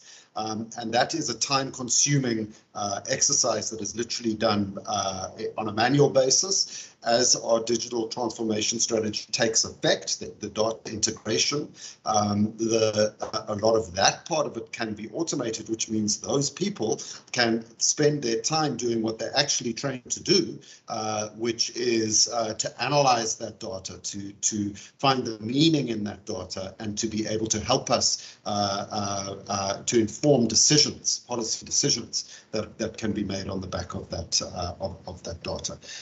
So that is certainly part of our strategy. It's not to replace people with machines, but it's to unlock the real power of people, of our team, to do what they are good at. If I can then hand over to Dr. Haverman for the last set of responses. Thank you very much, HOD. I think the questions from relating to infrastructure, sorry, I'm going to put my camera, relating to infrastructure on the reporting framework and the ability for us to deliver quarterly reports. Yes, we have two systems by which we monitor expenditure on infrastructure. The one is the in-year monitoring system, which is just the normal reports that we receive on a monthly basis through the system of reporting, and we also have an infrastructure reporting monitoring system, the IRM system, which is also available online. And there have been substantial improvements in the infrastructure reporting system. Data is now available hourly because, as you provide updated stuff, it can be automatically updated into the system. And then we use that for a variety of different reports at the moment. One of the best outcomes, I think, of the IRM system is that the infrastructure data is mapped at a GIS with GIS coding. So what that means is that we know exactly where the projects are located. So we know exactly and can map where each school is going to be, each hospital is going to be, each clinic, etc., that we're rolling out. Sometimes it doesn't always work fantastically because a road is a very long piece of infrastructure, and so it's very hard to map it using GIS coordinates, but that's just the sort of the exception. But that allows us now to do much better analysis of to what extent the province is delivering infrastructure in a coordinated way, and also that we are delivering infrastructure in a coordinated way with our municipalities and with national government. So last year in the Mero, we actually introduced mapping of infrastructure with municipal infrastructure, because the other team, the LGPF team, through their MSCOA process, gets reports on municipal infrastructure. And as soon as we include GIS mapping for that infrastructure, we'll be able to completely align infrastructure spending almost at a spatial level. And that's quite cool, because what it allows us to do is to understand, are we putting infrastructure into deprived areas where there are high numbers of vulnerable people. It allows us to also map existing infrastructure, make sure that we have infrastructure in the right place in the province, and so forth. And that, I think, will allow us also to link to the other point made by Member Mkondo in terms of the budget impact on poverty and inequality. Because we can now do this mapping of spending almost at a spatial level, at where in the city we are spending money and where in the province we're spending money, as we all know, that links very closely to inequality, to spending by race, to spending by gender, etc., etc. And that allows us actually to make sure that the program of spending is aligned with the social goals of reducing inequality and ensuring that there's equity in spending and that it achieves its social objectives. Then on to the question from Member America about the different local government teams. Yes, quite well spotted. There's the LGBO team, the Budget Office team, there's LGPF Group 1 and LGPF Group 2. The Budget Office team does a lot of the analytical work. So what they will produce is things like the Mero, which analyzes the spending. Also, they do the infrastructure spending, like I explained, at municipal level as their contribution to the OPMI. And so they are basically the analytical policy team. The public finance teams do the analysis of municipal performance, which allows us to develop what we call a municipal vulnerability dashboard, and allows us to do monthly monitoring of municipal level finances, which we found incredibly useful in the last few months because, and actually over the last year, because obviously COVID has impacted on revenues in municipalities. And so what we're being able to do is to monitor, for example, the cash position of municipalities on an ongoing basis. So the one does analytical teams in terms of the economic impact of spending and where we want to go with municipalities, and the other one does sort of ongoing monitoring of the financial health of municipalities. That's the LGPF team. And that's very important in terms of the various different functions we have in terms of municipal local government oversight. Then on to the question about how do we use our earmarked infrastructure spending. That is part of that is money that comes from national in terms of allocations by national treasury to provincial treasuries. to help them build capability in infrastructure monitoring and performance. You know, that system I explained where we can now monitor infrastructure spending at a granular level and know exactly where money is being spent. We have a system of gates, so we know where a project is in the pipeline, if it's a feasibility stage or delivery phase or whichever phase it is.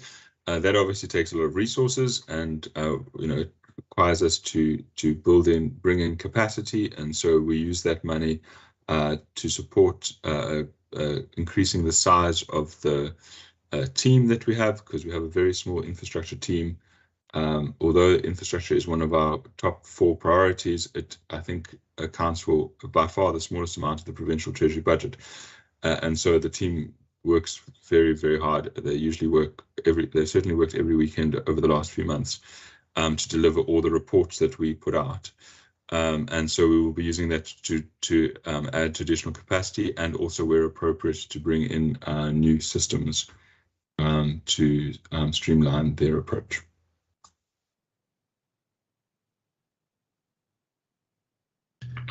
Thank you very much, Mr. Haberman. Savage, is that all the responses? I'm just checking my notes to make sure we are comprehensive here. I think that there was one question from Member Nkondlo around grant spending across the Western Cape government. This is the transfers to municipalities. As the committee will remember, we have done a review of provincial grants to local government, and that has some provisional recommendations around the consolidation of some of the grant programs and taking them further along the value chain to focus more on sort of intermediate outcomes rather than just inputs, and make sure that they're aligned to broader strategy. That process is ongoing. As you'll notice, even in this year, we have for the next financial year, we're consolidating 2 of the provincial treasury grants to as an interim step in that direction, and there are ongoing discussions both with municipalities through the JDMA process and with departments on further consolidation where appropriate. Noting that some of the grants are for, you know, the different grants play different roles. Some are to reimburse for agency services, whereas others are to support municipal capacity development. The spending on grants is, I mean, I think firstly a function of, you know, what does that grant intend to do in the first place. Now that is where the local government grant review is assisting, saying move up the value chain towards more intermediate outcomes and don't have lots of small grants with lots of administrative overheads for processing expenditures. But there is, and that often is a key reason for underspending. But the bulk of municipal underspending on grants is really in the infrastructure space, and we do not make a large series of infrastructure-based transfers to municipalities. That is predominantly from national programs, particularly the municipal infrastructure grant and some of the related grants in the water sector and so forth. What we do in that respect is we have capacity programs, particularly in the Department of Local Government, to help municipalities to build their own spending capacity and to execute expenditures in a disciplined way. But, you know, typically when you're seeing a variation between the average level of spending performance of a municipality and the level of spending performance on grants, you're looking at problems in the design of the grant program that's leading to lower than average spending performance. In other words, a lot of bureaucratic obstacles that are created in the spending of that funding, and so that the municipalities are having to operate, you know, their own control systems, which are audited and so forth, alongside an additional set of control systems, and that may be inefficient and ineffective. The Member America also just asked the question of what does the Provincial Treasury do in the infrastructure space, and I think Dr. Haverman covered that implicitly. We have a role in strategy, obviously, infrastructure strategy for the province, because financing of infrastructure investment is key key to reasonable, realistic strategy for infrastructure investment. We do have a key role on the financing side, and we spoke to some of that in the budget, in the broader budget process around providing predictability and certainty, as well as ongoing efforts to leverage alternative sources of financing for infrastructure. Related to that, of course, is if you're wanting to finance anything, one needs to have sight of what it is that you want to finance. In other words, well-prepared projects, and making sure that the stage gate system for project preparation in terms of the IDMS is effectively utilized in the province, is something that we're focusing on and is really a key intention behind the project preparation facility. We have a large role in the reporting environment, and then we do have a regulatory and oversight role as well. So it's quite a broad role that the Provincial Treasury has, and we are looking to expand our capabilities, our human resource capabilities, to be able to perform all of those roles effectively in an integrated way, which is now more important than ever with our intentions to progressively expand infrastructure investment in the province by the Western Cape government, and of course by municipalities as well. Thank you very much, and I should hand over to the Minister in case there are any things that he feels we've missed in this respect, in respect to the questions. Thank you. Thank you, Chairperson. I will be very brief, Chairperson. Just in response to a question by the Honourable Ricardo Mackenzie on timelines, just specifically in relation to SCM reform and the expansion of the procurement disclosure report. I think an important point to make is that the expansion of the procurement disclosure report is going to take time. It often requires an investment in new systems and, of course, is very labor intensive. And it's for that reason that we've been very careful to say that the expansion of the scope of the procurement disclosure report will be done progressively through the next financial year. It is not a case of just simply flicking a switch. Then in relation to a question put by the Honourable Nomi Nkondlo, on spending performance in relation to infrastructure. Yes, I mean, as the department have said, there is an existing reporting mechanism, and reports on infrastructure spending are obviously shared with the Budget Committee.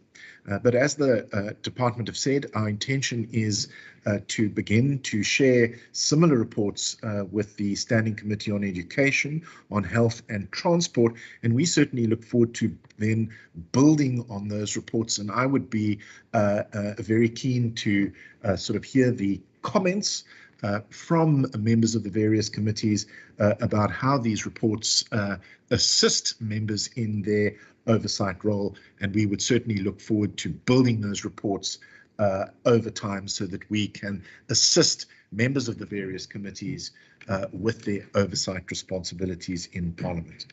Then on the question of spending performance within Provincial Treasury, a question put by the Honourable Derek America.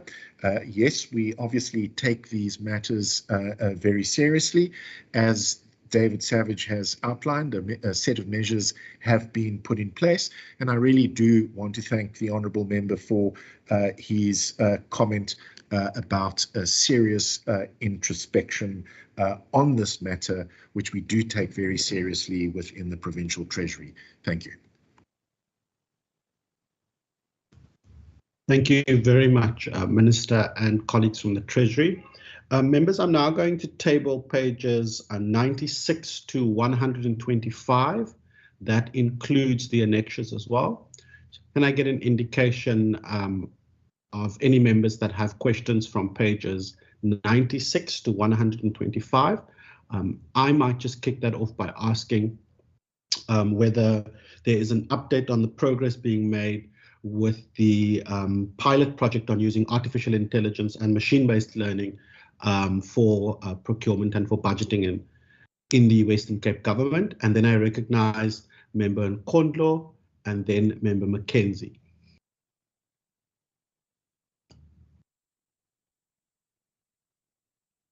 Member Nkondlo, you may go ahead. Oh, thank you. I had not unmuted myself. Thank you, Chair, and thank you for that first set of questions and responses. I must say, Chair, for me, I think there are areas that are still very blurry, and I think also my question on the service delivery. The response to actually service delivery models and strategies, sustainability strategies in response to budget cuts. I'm not sure if that work has started and where is it and how such accounts for responding to the very same inequality issues that DOC was responding to.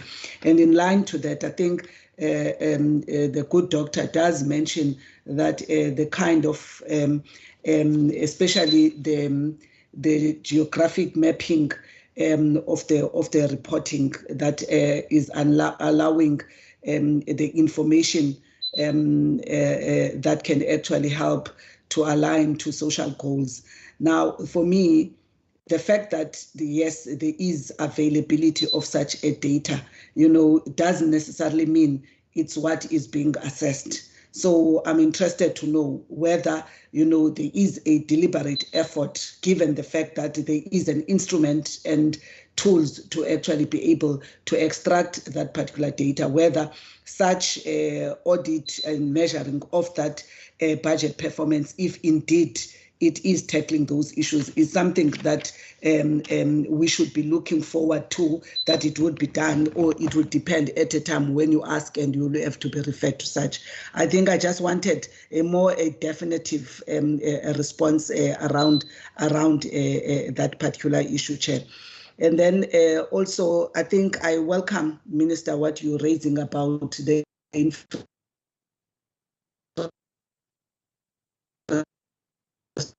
Member Nkondlo, we are losing performance reporting, and I'm sure one in our resolution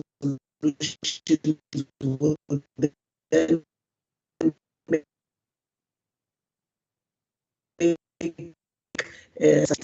can you hear me, Chairperson? No, we can't. On my side, you broke up quite a bit.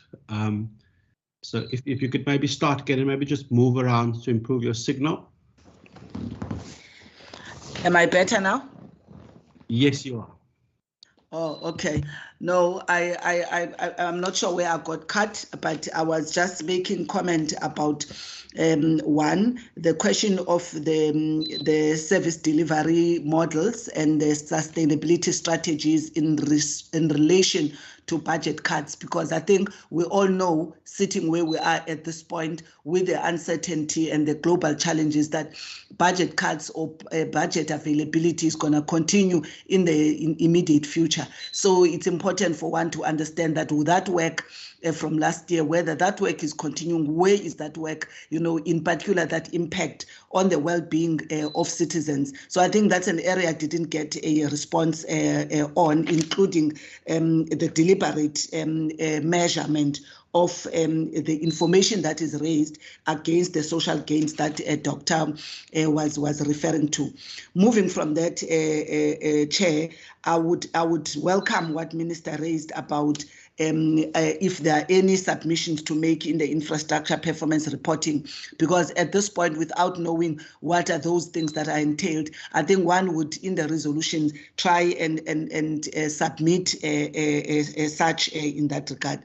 But I must say, Chair, I would want to further explore the issue of local content, which I think also there was a response to, because I think following the AG's report in as far as emerging risks are concerned, the issue of local content continued across departments to be an area that AG has been raising. And I'm interested in the response given by the colleague that they've also, that Provincial Treasury has included a local content as part of this preferential procurement challenge that has been mooted from the court judgment. Because one is interested in the rationale from the Provincial Treasury about, you know, where there is inhibitions around local content, what exactly is driving, you know, what one would view as an apprehension against local content. Actually, it was interesting once again listening to Transport and Public Works yesterday, because they made specific issues as it relates to particular designations. I think the cement, the steel, which I think they said that they had received some comments, especially from small businesses and the impact thereof. And one is just interested to understand what exactly are the issues, because it's far better to understand what are the specifics that are actually raising red flags in as far as local content, other than a blanket kind of a risk identified or red flagging local content. Because I think all of us, we know that the local content policies intentions in as far as competitiveness of the South African domestic economy, and also the boost of SMMEs is something, and the manufacturing capacity that we need to build. So for me, I would always be very interested to get a balanced view than just a generalized concern around local content, because somehow I don't think we can afford, you know, to sort of create a scarecrow along local content if indeed we believe that there is value in building local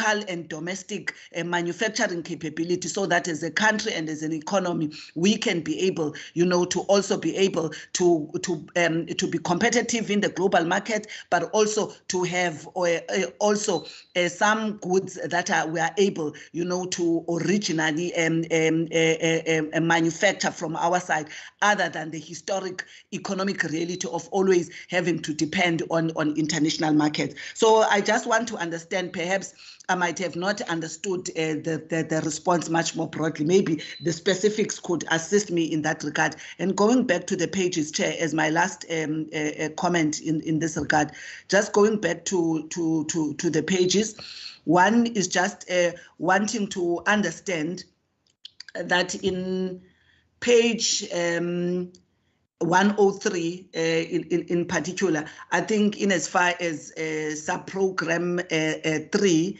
that the challenge here is that the program, which is supposed to direct the budget, is having cuts on its own budget of 9%. And this is the program charged with provincial budget policy assessment reports. And I think I've had also, again, the doc here, amongst others, mentioning, especially from the infrastructure, that that unit is lean, which is supposed to produce some of the reports. So one gets to be concerned in terms of the budget cuts in such a sub-program versus, I think, if you look at local government finance 1 and 2, that is an increase of almost 36%. So I just want to understand, you know, the rationale in terms of this budget spending. And then lastly, I think on 114, in as far as consultant and professional services are concerned, the budgeting, the current budget, sorry, is nearly 33 million for consultants, the bulk of which will go into programs 2 for 10 million and 3 for 17 million. So the question is this because Treasury does not have this capacity internally? And if so, how are we looking at building such capacity so that we reduce spending on consultants? And this is noting that Program 1 has 3 million allocated for consultants. And I think the issue of consultants is always going to raise eyebrows, because I think one recalls AG has raised this across departments across provinces in as far as the usage of consultants, you know, and the figure being a figure that needs to be managed. Nobody says, I think consultants can be sourced by provincial departments, because sometimes there is a need for such. I think the issue is how you manage that against building internal capacity. But over and above such, I think is an issue of saying, in whatever areas of expertise that consultants are being brought in, is whether the actual the responsible department does have the capability to oversight such, because if you do not have that particular skill, sometimes you would have a challenge of actually monitoring the quality of the consulting services that you are getting from outside if you do not have a higher level of capability from inside. So I think those are just my issues around that question. Thank you very much, Chair. Thank you very much. Member Mackenzie. Thank you, Chairperson. Chairperson, I actually just wanted to ask a question on the e-procurement that's going live on the 1st of April. And I presume there was training done for the suppliers on the new system, but as we know, with all new systems, things don't always go to plan. And I just want to find out what exactly was done by the department, and as all suppliers aware of this, all of them have been trained. Will the system run concurrently with the old system, or is there backup? Because we know things do go wrong. And then on page 107, I just want to get an understanding at the bottom of the page. I understand the explanation earlier on, but on the expenditure trend analysis, we're talking about I'm just trying to get an understanding what exactly is going to be done there. Is it systems? Is it people training that is going to be done? Is the research? I saw that also there's 1.5 million rand. If I just go to that page on my page, sorry, the program's budget increased by 3.5 million rand to support the process in identifying and formulating supplier reform, including the procurement of a data center. Is that systems based? Is it people's based? I'm not exactly sure. Are they buying a new system? And if so, what system are they buying? If we can just get clarity on that. Then on page 114, and I think that will just covers all of them, on the social benefits, and I did read somewhere on the leave payout, is that a decrease on the leave payout there? And then the travel, 122% increase, nearly R1 million. If one can just get an understanding, what is the department intending to do in the next financial year? And then the 40% decrease on page 114, I think that's 3 million, if I'm correct, on the communications. What are they doing differently this year for such a huge increase? And then the legal costs of the percentage initially scared me, 6,566%, but then I saw it was 400,000 K, obviously. So what are they looking what's going to happen this year? Is they intending to do something? Is there something happen that we don't know of, that they budgeted such a huge amount? And just the clarity on the audit cost, that 5.4 million rand, is that, I presume that's for the Auditor General. Is it only covering Provincial Treasury, or does it include costs for the other departments as well? If I can just get clarity on that. And that could, oh yes, and just on the note to Mr. Savage, yes, one didn't expect you to give the exact details with regards to the safety measures put in place, but I just wanted to get surety that the department is putting safety measures in place, given what has recently transpired in other provinces where officials are basically assassinated. But the exact details we don't need to know at this level. Thank you. Thank you very much, Member Mackenzie. Member Nkondlo, is that a legacy hand or a new hand?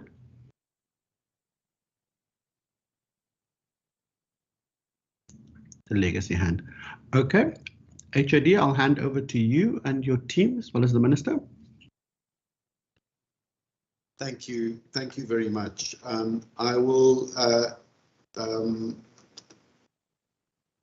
go to my colleagues for the bulk of these questions. I think just on the infrastructure performance reporting, Member Nkondlo, yes, I mean, I think we would, as the Minister said, we would welcome inputs. It will be a process of continuous improvement. That's how we always approach reporting reforms of this nature. We want to make sure that something's valuable to the committee, to the public. It's very much what we've done with the procurement disclosure reporting as well. Listened, learnt, changed as we go along. So we really value inputs and feedback as much as you have the time to be able to make that available to us. With respect, I will ask Dr. Hardeman to come back to that question on the measuring the impacts of spending, the deliberate efforts to relate the pieces of the Treasury's work. With respect to the service delivery model of the department, we do have a business process re-engineering project that is ongoing, that is making sure that our own service delivery model is adjusted to help us cope with real reductions in expenditure in resources that are available over the medium term. So we are looking at a range of areas. Obviously, digital transformation is one way in which we generate increased effectiveness, increased impact. But there is a broader business process re-engineering program that is underway within the department to make sure our service delivery models are future fit. On the question of local content, I mean, I think that there are two issues here. The first is that, the approach that was adopted through the PPFA, the Preferential Procurement Policy Framework Act, was one that adopted pre-qualification as a requirement. So in other words, you had to have 100% local content, and I'll use the example of cement, in order to participate in our supply chains at the start. And that was what was ruled unconstitutional because as you correctly noted, one needs to balance the requirements of the Constitution for competitiveness with preferential procurement as one of the secondary objectives in 2172 of the Constitution. Now, the court found very clearly that these pre-qualification requirements effectively voided the basic intentions of the procurement system. So that is something that as Western Cape government we've always pointed out, is that if you're going to restrict the pool of people who can compete for whatever reason, and remember this could be a South African supplier, a small business who is just using a bag of cement that is not 100% local content, they're no longer able to even bid for the work. That's going to force the price up. So the court has found on this on the basis of legality. That's the one aspect here. But the question really to ask, and that we've also asked for further information on, much as you're doing, is how do we know that requiring 100% local content in cement is going to indeed deal with the competitiveness of the South African cement industry? What is the diagnostic that says that our problem is external foreign imports of cement, as opposed to structural constraints such as energy supply problems and so forth? In fact, a lot of the evidence that South African cement is largely domestically produced, and imports that don't meet South African standards or that constitute dumping are probably best addressed through other mechanisms, customs and excise mechanisms that prevent that dumping, South African Bureau of Standards interventions, and so forth. So to create that requirement, you may well shape an industry for the benefit of some players in that industry and not to the public as a whole, and particularly if we see that our prices rise, so that for every classroom costs us a lot more to build because the input framework for it is constrained. So these are very, very difficult questions, and they require careful analysis. What we are very keen to better understand in the context of cement or steel or so forth, where does that analysis actually show us that this will lead to better competitiveness of South African industry, or are there other problems that are constraining their competitiveness. So we're all committed to healthy growth and development of the South African economy, and we want those benefits to be broad-based. But if we can't assume that that the instruments that are proposed in this respect are always going to serve that end as effectively as they perhaps are intended to. In fact, they may end up resulting in higher prices and squeezing small firms out of our supply chains because of compliance costs or other issues. So we've always held one needs to take a very pragmatic, practical, and evidence-led approach to local content and local participation in our supply chains. We have in the Western Cape adopted mechanisms to enable us to do that. We conduct empowerment assessments in our commodities. We look at all the measures that make it easy for small businesses in particular to compete for work in our supply chains, and we think it is possible to balance the concerns over price with local content, local participation, and competition. The sort of golden triangle, if you will, that makes South African businesses succeed in South African markets, because we don't see why that shouldn't be possible. And that we think as the Western Cape, we're actually well on our way in that respect, because we have indeed adopted an evidence-led, tailored approach across commodities.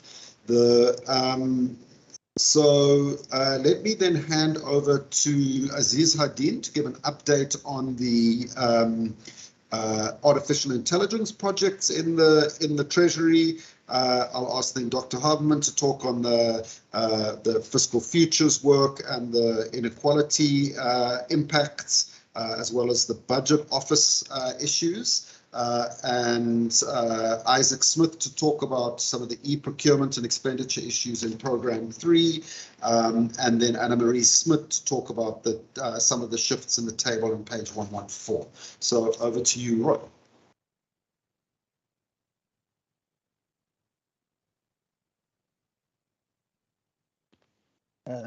Good morning, members, and thank you, HOD. In terms of the update on the artificial intelligence, thanks to Member Bosman as well as Mackenzie in relation to the request or the question on the artificial intelligence and machine learning. The members will remember that last year we came to the committee and indicated that we are experimenting in the space of artificial intelligence. And I'm happy to report that for the year that's just passed, we had launched a program within the municipalities to assist them to deal with the audit issues. And that has run for a year now. But Member Mackenzie is so right in that when we are dealing with systems, it's not that easy as switching on a plug and off you go. There are challenges when it comes to systems. It starts off with the procurement process, and we followed a very good procurement process in terms of the actual investment in the system was quite minuscule. However, especially when you're dealing with ICT, you also have to see what the province has available. And within our province, we already have about 450 different ICT projects that's going. And when you're introducing something new into the government, you first have to see what is there. So there are governance processes that we have to follow there to make sure that there's no duplication in the system. But the possibilities that AI brings, it takes us to the space of innovation. And when you are in the space of innovation, the first thing that any department wants to prevent is any type of unwanted expenditure, be it unauthorized, irregular, or fruitless and wasteful, because in this government, we are very strong on governance. It's the bedrock of everything in that we do. And you also want to ensure that you stick to the rule of law. So in terms of implementing anything new, and I can give you the case in point where we have implemented a service provider system in terms of effectively a ticket management system that is able to, once we have all the tickets from the clients, the municipalities, the departments, and the public entities, we are in a position where we can even predict what type of audit outcomes we're going to have. Once we do that, once we are able to do that type of prediction, we are then able to see where is training required, and then we can prepare training plans that speak specifically to what our officials that prepares the financial statements needs to do. the possibilities of AI is where we have audited financial statements. We can do effective forecasting in terms of that can support the budget process. But again, this is baby steps that we are taking, and but the possibilities are endless. So in terms of implementing any type of AI or machine learning, we are very mindful of the training that needs to happen, the governance processes, and more importantly, the change management processes. So our project is still ongoing. In fact, the other day, National Treasury had seen what we are able to do with the municipalities, and they've now invited us to explain to a national forum what we've been able to get right in the Western Cape. And over and above that, National Treasury has also now implemented a system for all of the municipalities. Our system prepares everything that even when it comes to systems generated reports, that then eventually takes it onto a National Treasury system, and they were very interested in the work that we are doing in this space. So one has to be mindful of when you start something. The national colleagues also catches onto this. They may bring out a system that covers the entire country. You then have to take a step back until everybody has caught up, and then you can come up with a new project. So we are still very much looking into the AI possibilities and how we can make the work easier, so that our staff can actually are able to do the analysis, so that we can get to the space of prediction of when a municipality is going to run into difficulty, or when a set of financial statements is going to give you a negative outcome. So Member Mackenzie and Member Bosman, I'm going to ask that you continue to watch this space, because whilst we are taking baby steps, we are also ensuring that everybody is coming along with us. Thank you. Thank you. And then Roy. Thank you very much, HD. Yes, to the question about the response to the service delivery impact of budget cuts, I think HD has very correctly articulated the impact on the provincial treasury. For the province as a whole, what we've done is introduce something called the Fiscal Transition Support Facility in the last budget. And what we've tried to do there is to mitigate the impact of budget cuts on service delivery by providing a pool of funds that the votes can draw down on to improve their service delivery models in such a way that the budget cuts won't have significant impacts on them.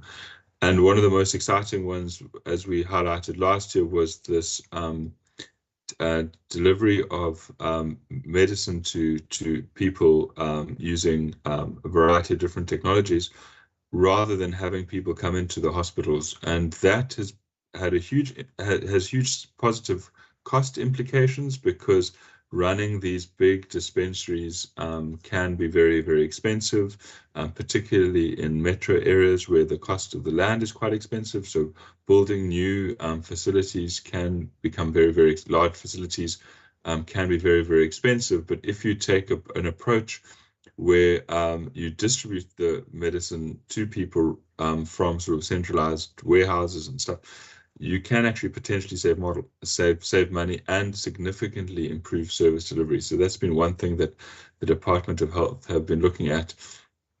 And that's sort of thinking out of the box from their side in terms of how can they actually make sure that service delivery isn't impacted by ongoing reductions to spending. On the question about, I think the member's completely right. So we do all this analysis. We find out that, it's very obvious to everyone, but it's quite useful to understand exactly how it all works, that, there are big spatial differences across the province, and there are richer areas and poorer areas. And then how do we actually convert that into improved service delivery and improved services? The Department of Health is actually very, very good at, Department of Education has actually been very, very good at doing an analysis of where population growth is likely to be. And it's not always perfect, because it's quite difficult to predict population growth over a long period.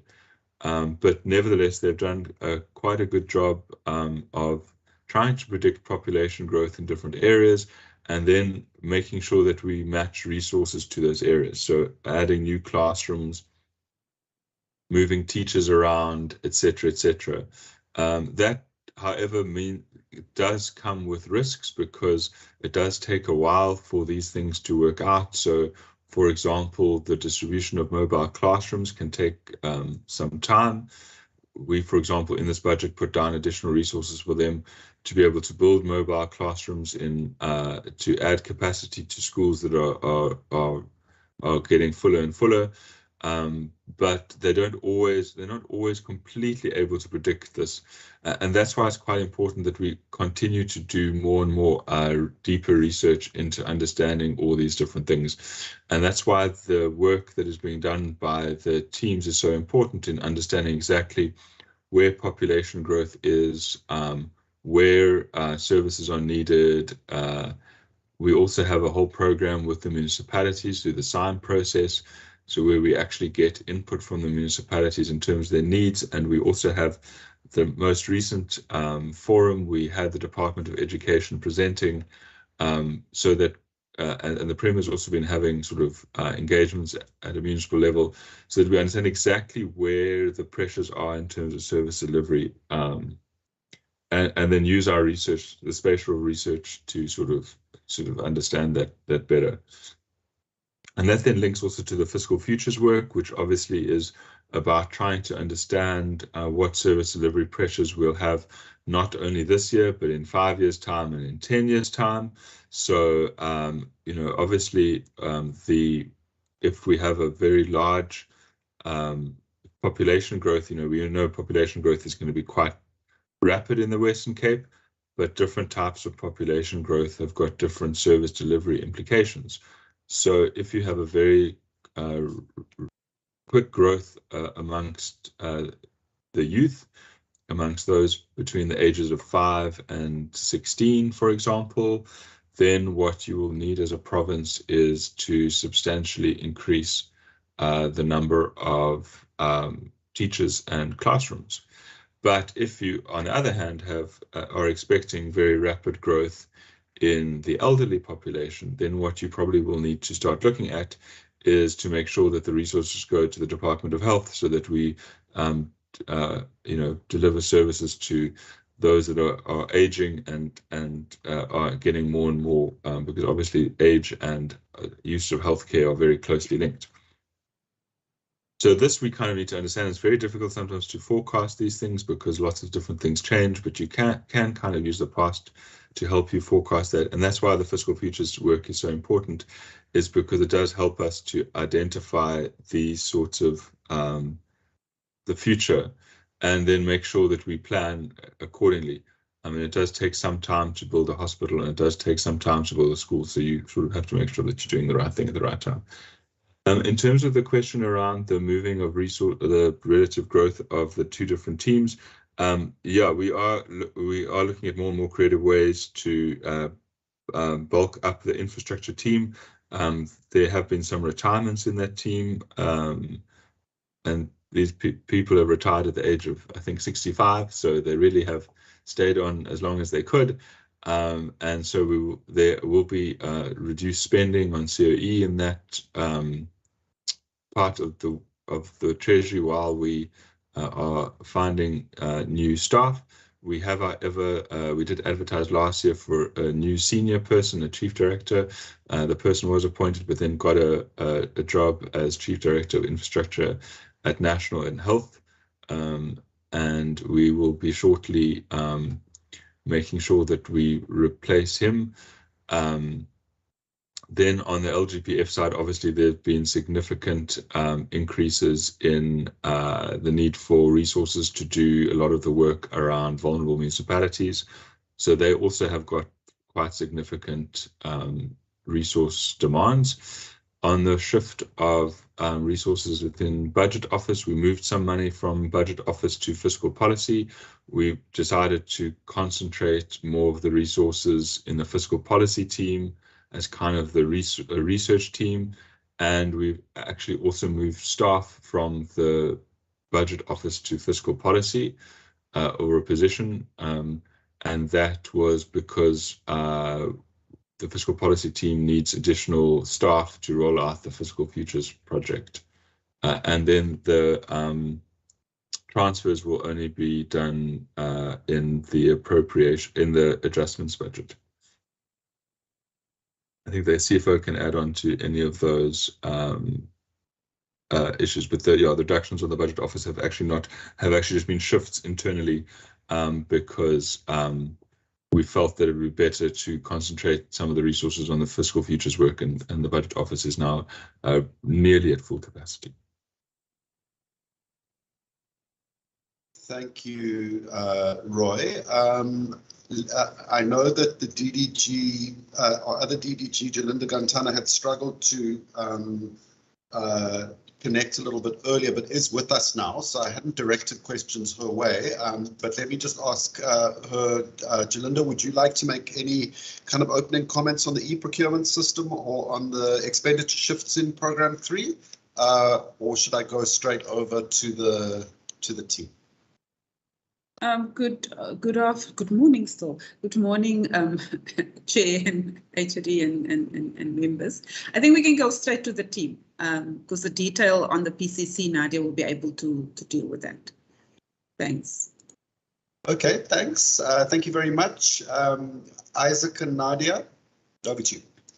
Okay, thank you, HOD. So Nadia will talk about the e-procurement system because it was an intensive implementation program, and I think she will be in the best position to highlight how the take-on was by both the departments and the suppliers. I will talk to the issue that member Mackenzie raised as far as the 3.5 million is concerned. I've indicated earlier that as far as the strategic sourcing capacity is concerned, that the provincial treasury had never had that capacity within the supply chain management unit. So over the medium and long term, that is the capacity that we want to build. Previously, we also had consultants performing some of those functions, and particularly focusing on transversal contracts that we need to arrange within the provincial treasury. We're doing a couple, but it's limited, and we want to ensure that we expand on those, taking into account the data that we've accumulated that identify possible areas that we can look at economies of scale and maybe put larger contracts together. And to do that, you need to have the capacity.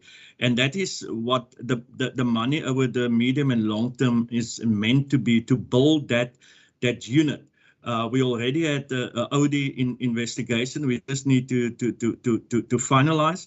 So over the medium and long term, we believe that unit needs to be built, and that unit will not only look at economies of scale and possibly transversal contracts, but also assist departments as far as procurement planning is concerned, but also looking at procurement strategies. Now, the procurement strategies are quite important.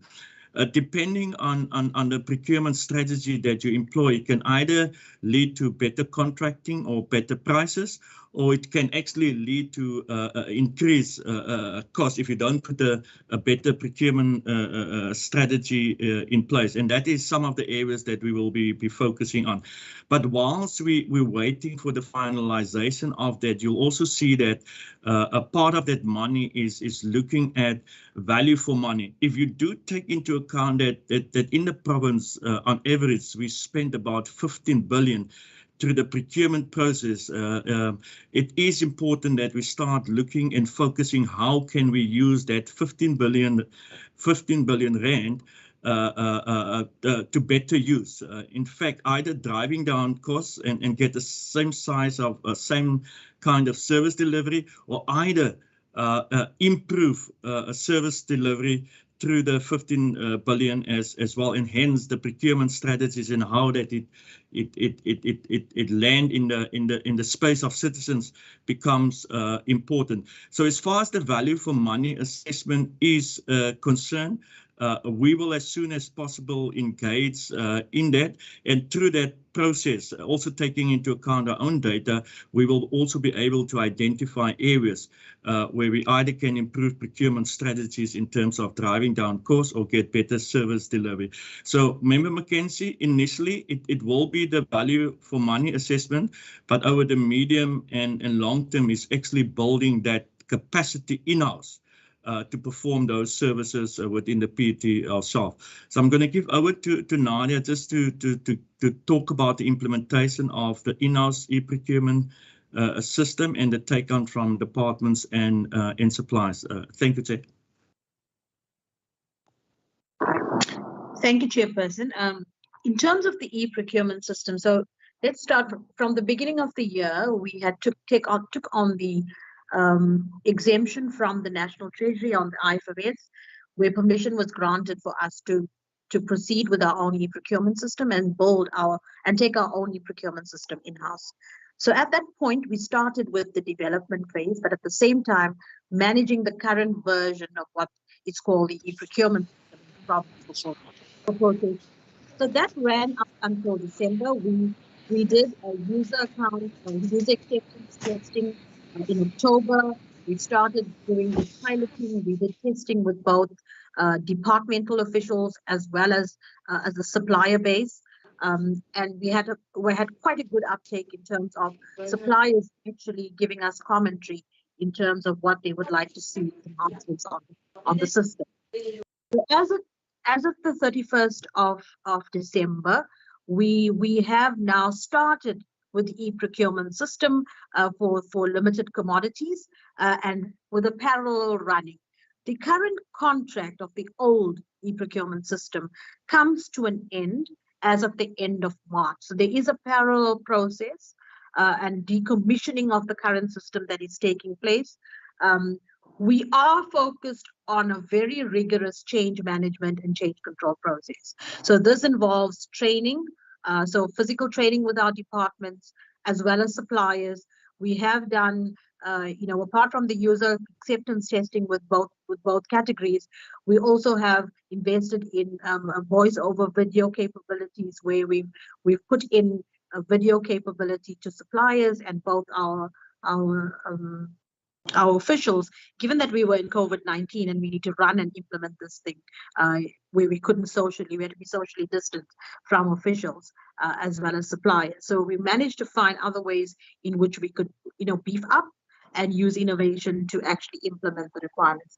And I must say it was quite an exciting space for us in which, we've got quite productive value out of this, as well as building in the capability within the team to look at training differently going forward. So the go live date, or we are live at the moment, but our complete implementation where we will cut off from the old system and into the new is 1 April 2022. And so far everything looks quite good in terms of we have had no significant challenges. Whilst with any system that you do implement, you do have a few stumbling blocks, which I think the ICT team that we work with, both the CEI resources as well as the Department of Transport and Public Works ICT resources have assisted in giving Treasury that support in implementing the system successfully. So yeah, so we're looking forward to 1 April in terms of going into our own system as the Western Cape government.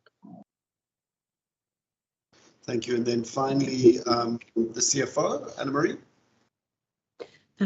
Yeah, good day. I will just respond to Honourable Mackenzie's question. So the first one, and I'll go from the top, is the audit costs. Yes, the audit cost is for the Provincial Treasury, the vote, but the Auditor General also does an audit on the Provincial Revenue Fund, as well as then the consolidated financial statements. So it's only for Provincial Treasury and not other departments. Other departments are responsible for their own audit costs. With regards to the communication that you will see it is 39% decrease. It is as a result of in the lockdown, the staff members worked from home, and the Provincial Treasury gave data allowances to staff while working from home. But from the 1st of November, the staff has been returning to work, and therefore there is no data allowance paid to the staff members.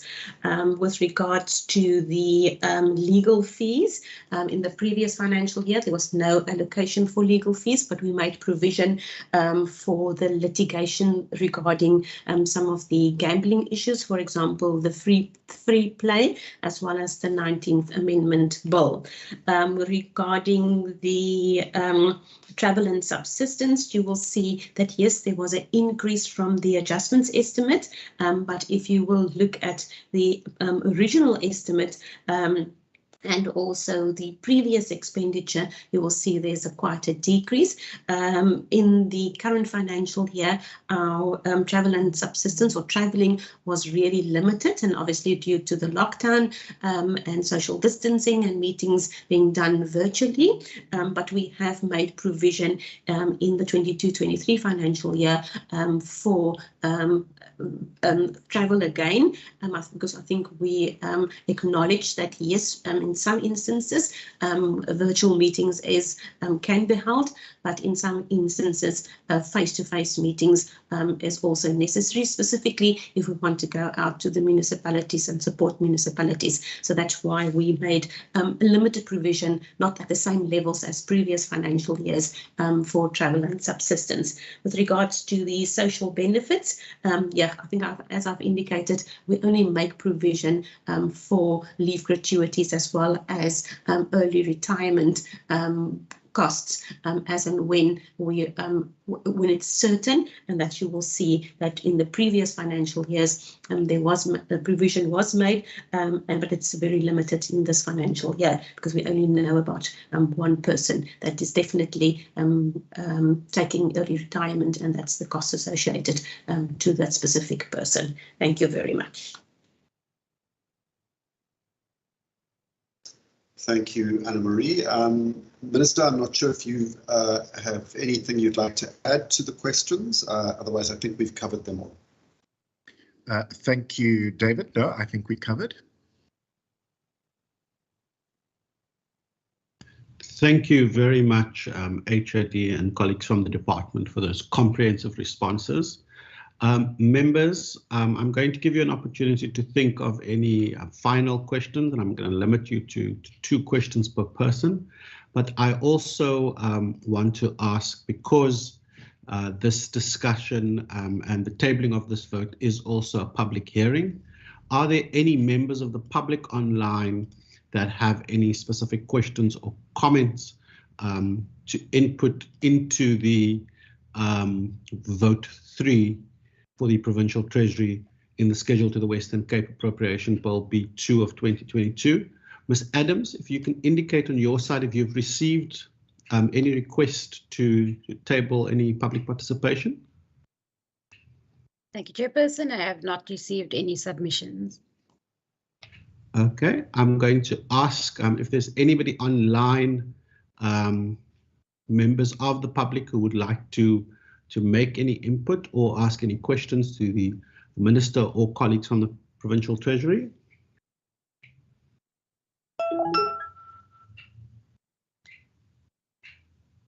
Okay, I don't see any hands. I also didn't see any hands of members going up for final questions. I'm going to hand over to the Minister and the HOD for any concluding remarks. Thank you, Chairperson. I'll hand to David Savage, and then I will make a final comment and obviously vote of thanks to the committee. Thank you very much, Minister, Chairperson, and also to members of the committee. We really do value, I think, the questions that you posed to us. And I do hope that we've managed to answer them all adequately and to the best of our ability. I mean, I think some of these questions really speak to key aspects of the execution of key aspects of our strategy, and we're ready to welcome them. It is going to be a challenging and exciting year for the Provincial Treasury. I think you can see from just the top management team that you've engaged with today that we are both ready and able to execute on this, and we're looking forward to it. So we look forward to ongoing engagements with the committee as we go through the year as well. Thank you.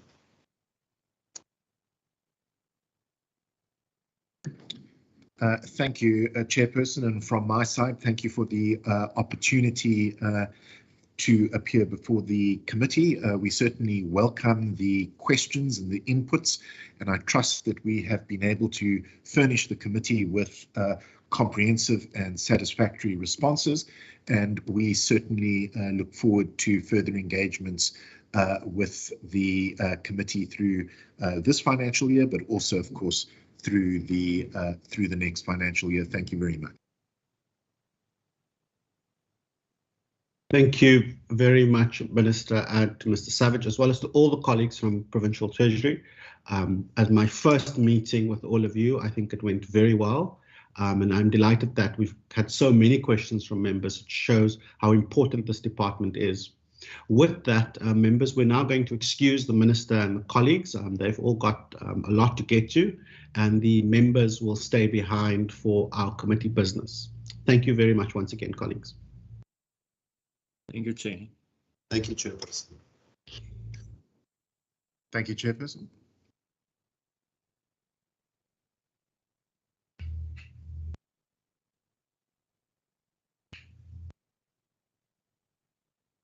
Members, I'm now going to ask if there are any resolutions, recommendations, or requests for information that you'd like us to forward to the department. And Ms. Adams, if you could indicate if you've noted any specific ones.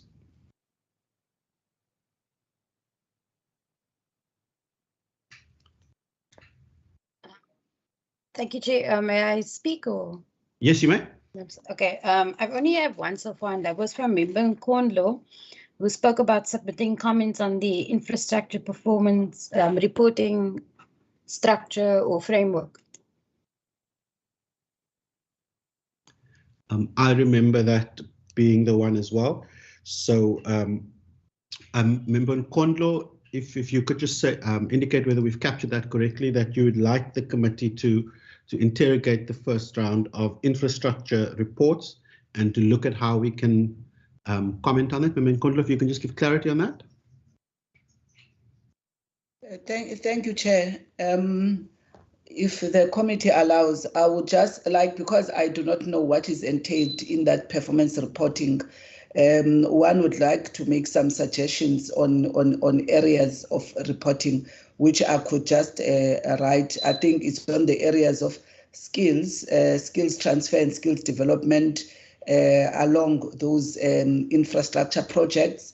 It's also on the reporting between the different grading, because such a project most of the time would be packaged in such a way that is for grade 6 to 9. So one is interested to also see reporting of the level of grade 1 to 3, grade 4 to 6, reporting in terms of participants into the projects, including on the areas of professional services, the level at which also Black businesses are also getting professional business services as part of the reporting. So I think one just needs those. I'm not sure whether those are data elements that are already in the current reporting framework. So that's why I said one can just add those, or if they are covered, because I do not know, one would see when that first report gets to be presented to us. Thank you very much. Member Mackenzie. Chairperson, they did indicate that in the future they'll give us an update on Beaufort West, so we can just, when they're ready or when they started, just to give us an update on that. And then secondly, we can just get, after they went on to the e-government system, because like I indicated, sometimes things go wrong in systems changing. just what's the status report on that? It's just, you know, once they've moved over, was there any issues? Was there any problems, etc., etc.? Thank you. Thank you very much. Member Nkondlo, I see your hand again. Yes, thank you, Chair. I just wanted to support, I think, on the matter of the Beaufort West. I remember, I think one of the colleagues did mention that they could come and present to us that municipal financial recovery program of Beaufort West. Perhaps we can actually ask for a day where Treasury just take us through what actually that entails. I think they mentioned it has got about 3, if not 4 pillars. So if we can just get to understand that, whilst I support them providing us updates, I think as they go along on the issue of the Beaufort West recovery plan.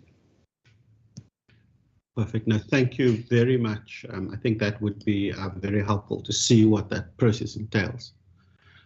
Thank you, members. Members, we are now at the point where we are ready to consider our draft committee report on Vote 3, Provincial Treasury, in the schedule to the Western Cape Appropriation Bill, B2 of 2022. Can I get an indication from members of whether the committee supports the vote? Hey, Chairperson, Ricardo. Yes, Mr. Mackenzie. I support the vote. Thank you very much. I see Honourable America. I second the proposal, Chair. Thank you. Thank you very much. I just wanted to check if there are any other views that we need to record. Member Nkondlo? Yes, Chairperson. As the ANC, according to, in terms of Standing Rule 90, we exercise our right not to support the vote. Thank you very much for that minority view, Member Nkondlo. So, members, the report will then read that the draft committee report, draft report on the Standing Committee on Finance, Economic Opportunities and Tourism on Vote 3, Provincial Treasury in the schedule to the Western Cape Appropriation Bill B2 2022, dated 17th March. The Standing Committee on Finance, Economic Opportunities and Tourism reports that it has concluded its deliberation on Vote 3, Provincial Treasury, in the schedule to the Western Cape Appropriation Bill, B2 of 2022, referred to the committee in terms of Standing Rule 188, that the committee supports the vote referred to it. In terms of Standing Rule 90, the African National Congress expresses its minority view not to support the vote. Is that an accurate reflection of the view of the committee, members? Yes, Chairperson. Thank you very much. I see Member America. Chairperson, I move that we adopt the report. Thank you very much. Can we get a seconder for that? That's a second. Agreed. Thank you very much, Members Mackenzie and Member Nkondlo. Members, we have thus concluded that part of our meeting. Before I close the meeting, I just want to remind members that we are meeting for the next deliberations on Vote 12, and that meeting will take place tomorrow morning, Friday the 18th of March at 9 o'clock, the same venue as we are today. Thank you very much for your time, and thank you very much for taking it easy on me in my first meeting. I really appreciate it. You've done very well in your first meeting. Members, see you tomorrow. Thank you very much. Thank you, Chair. Thank you to our capable procedural staff and to Ms. Adams for also assisting us. Thank you very much. I'll see you tomorrow. Thank you, Chair. Goodbye, members.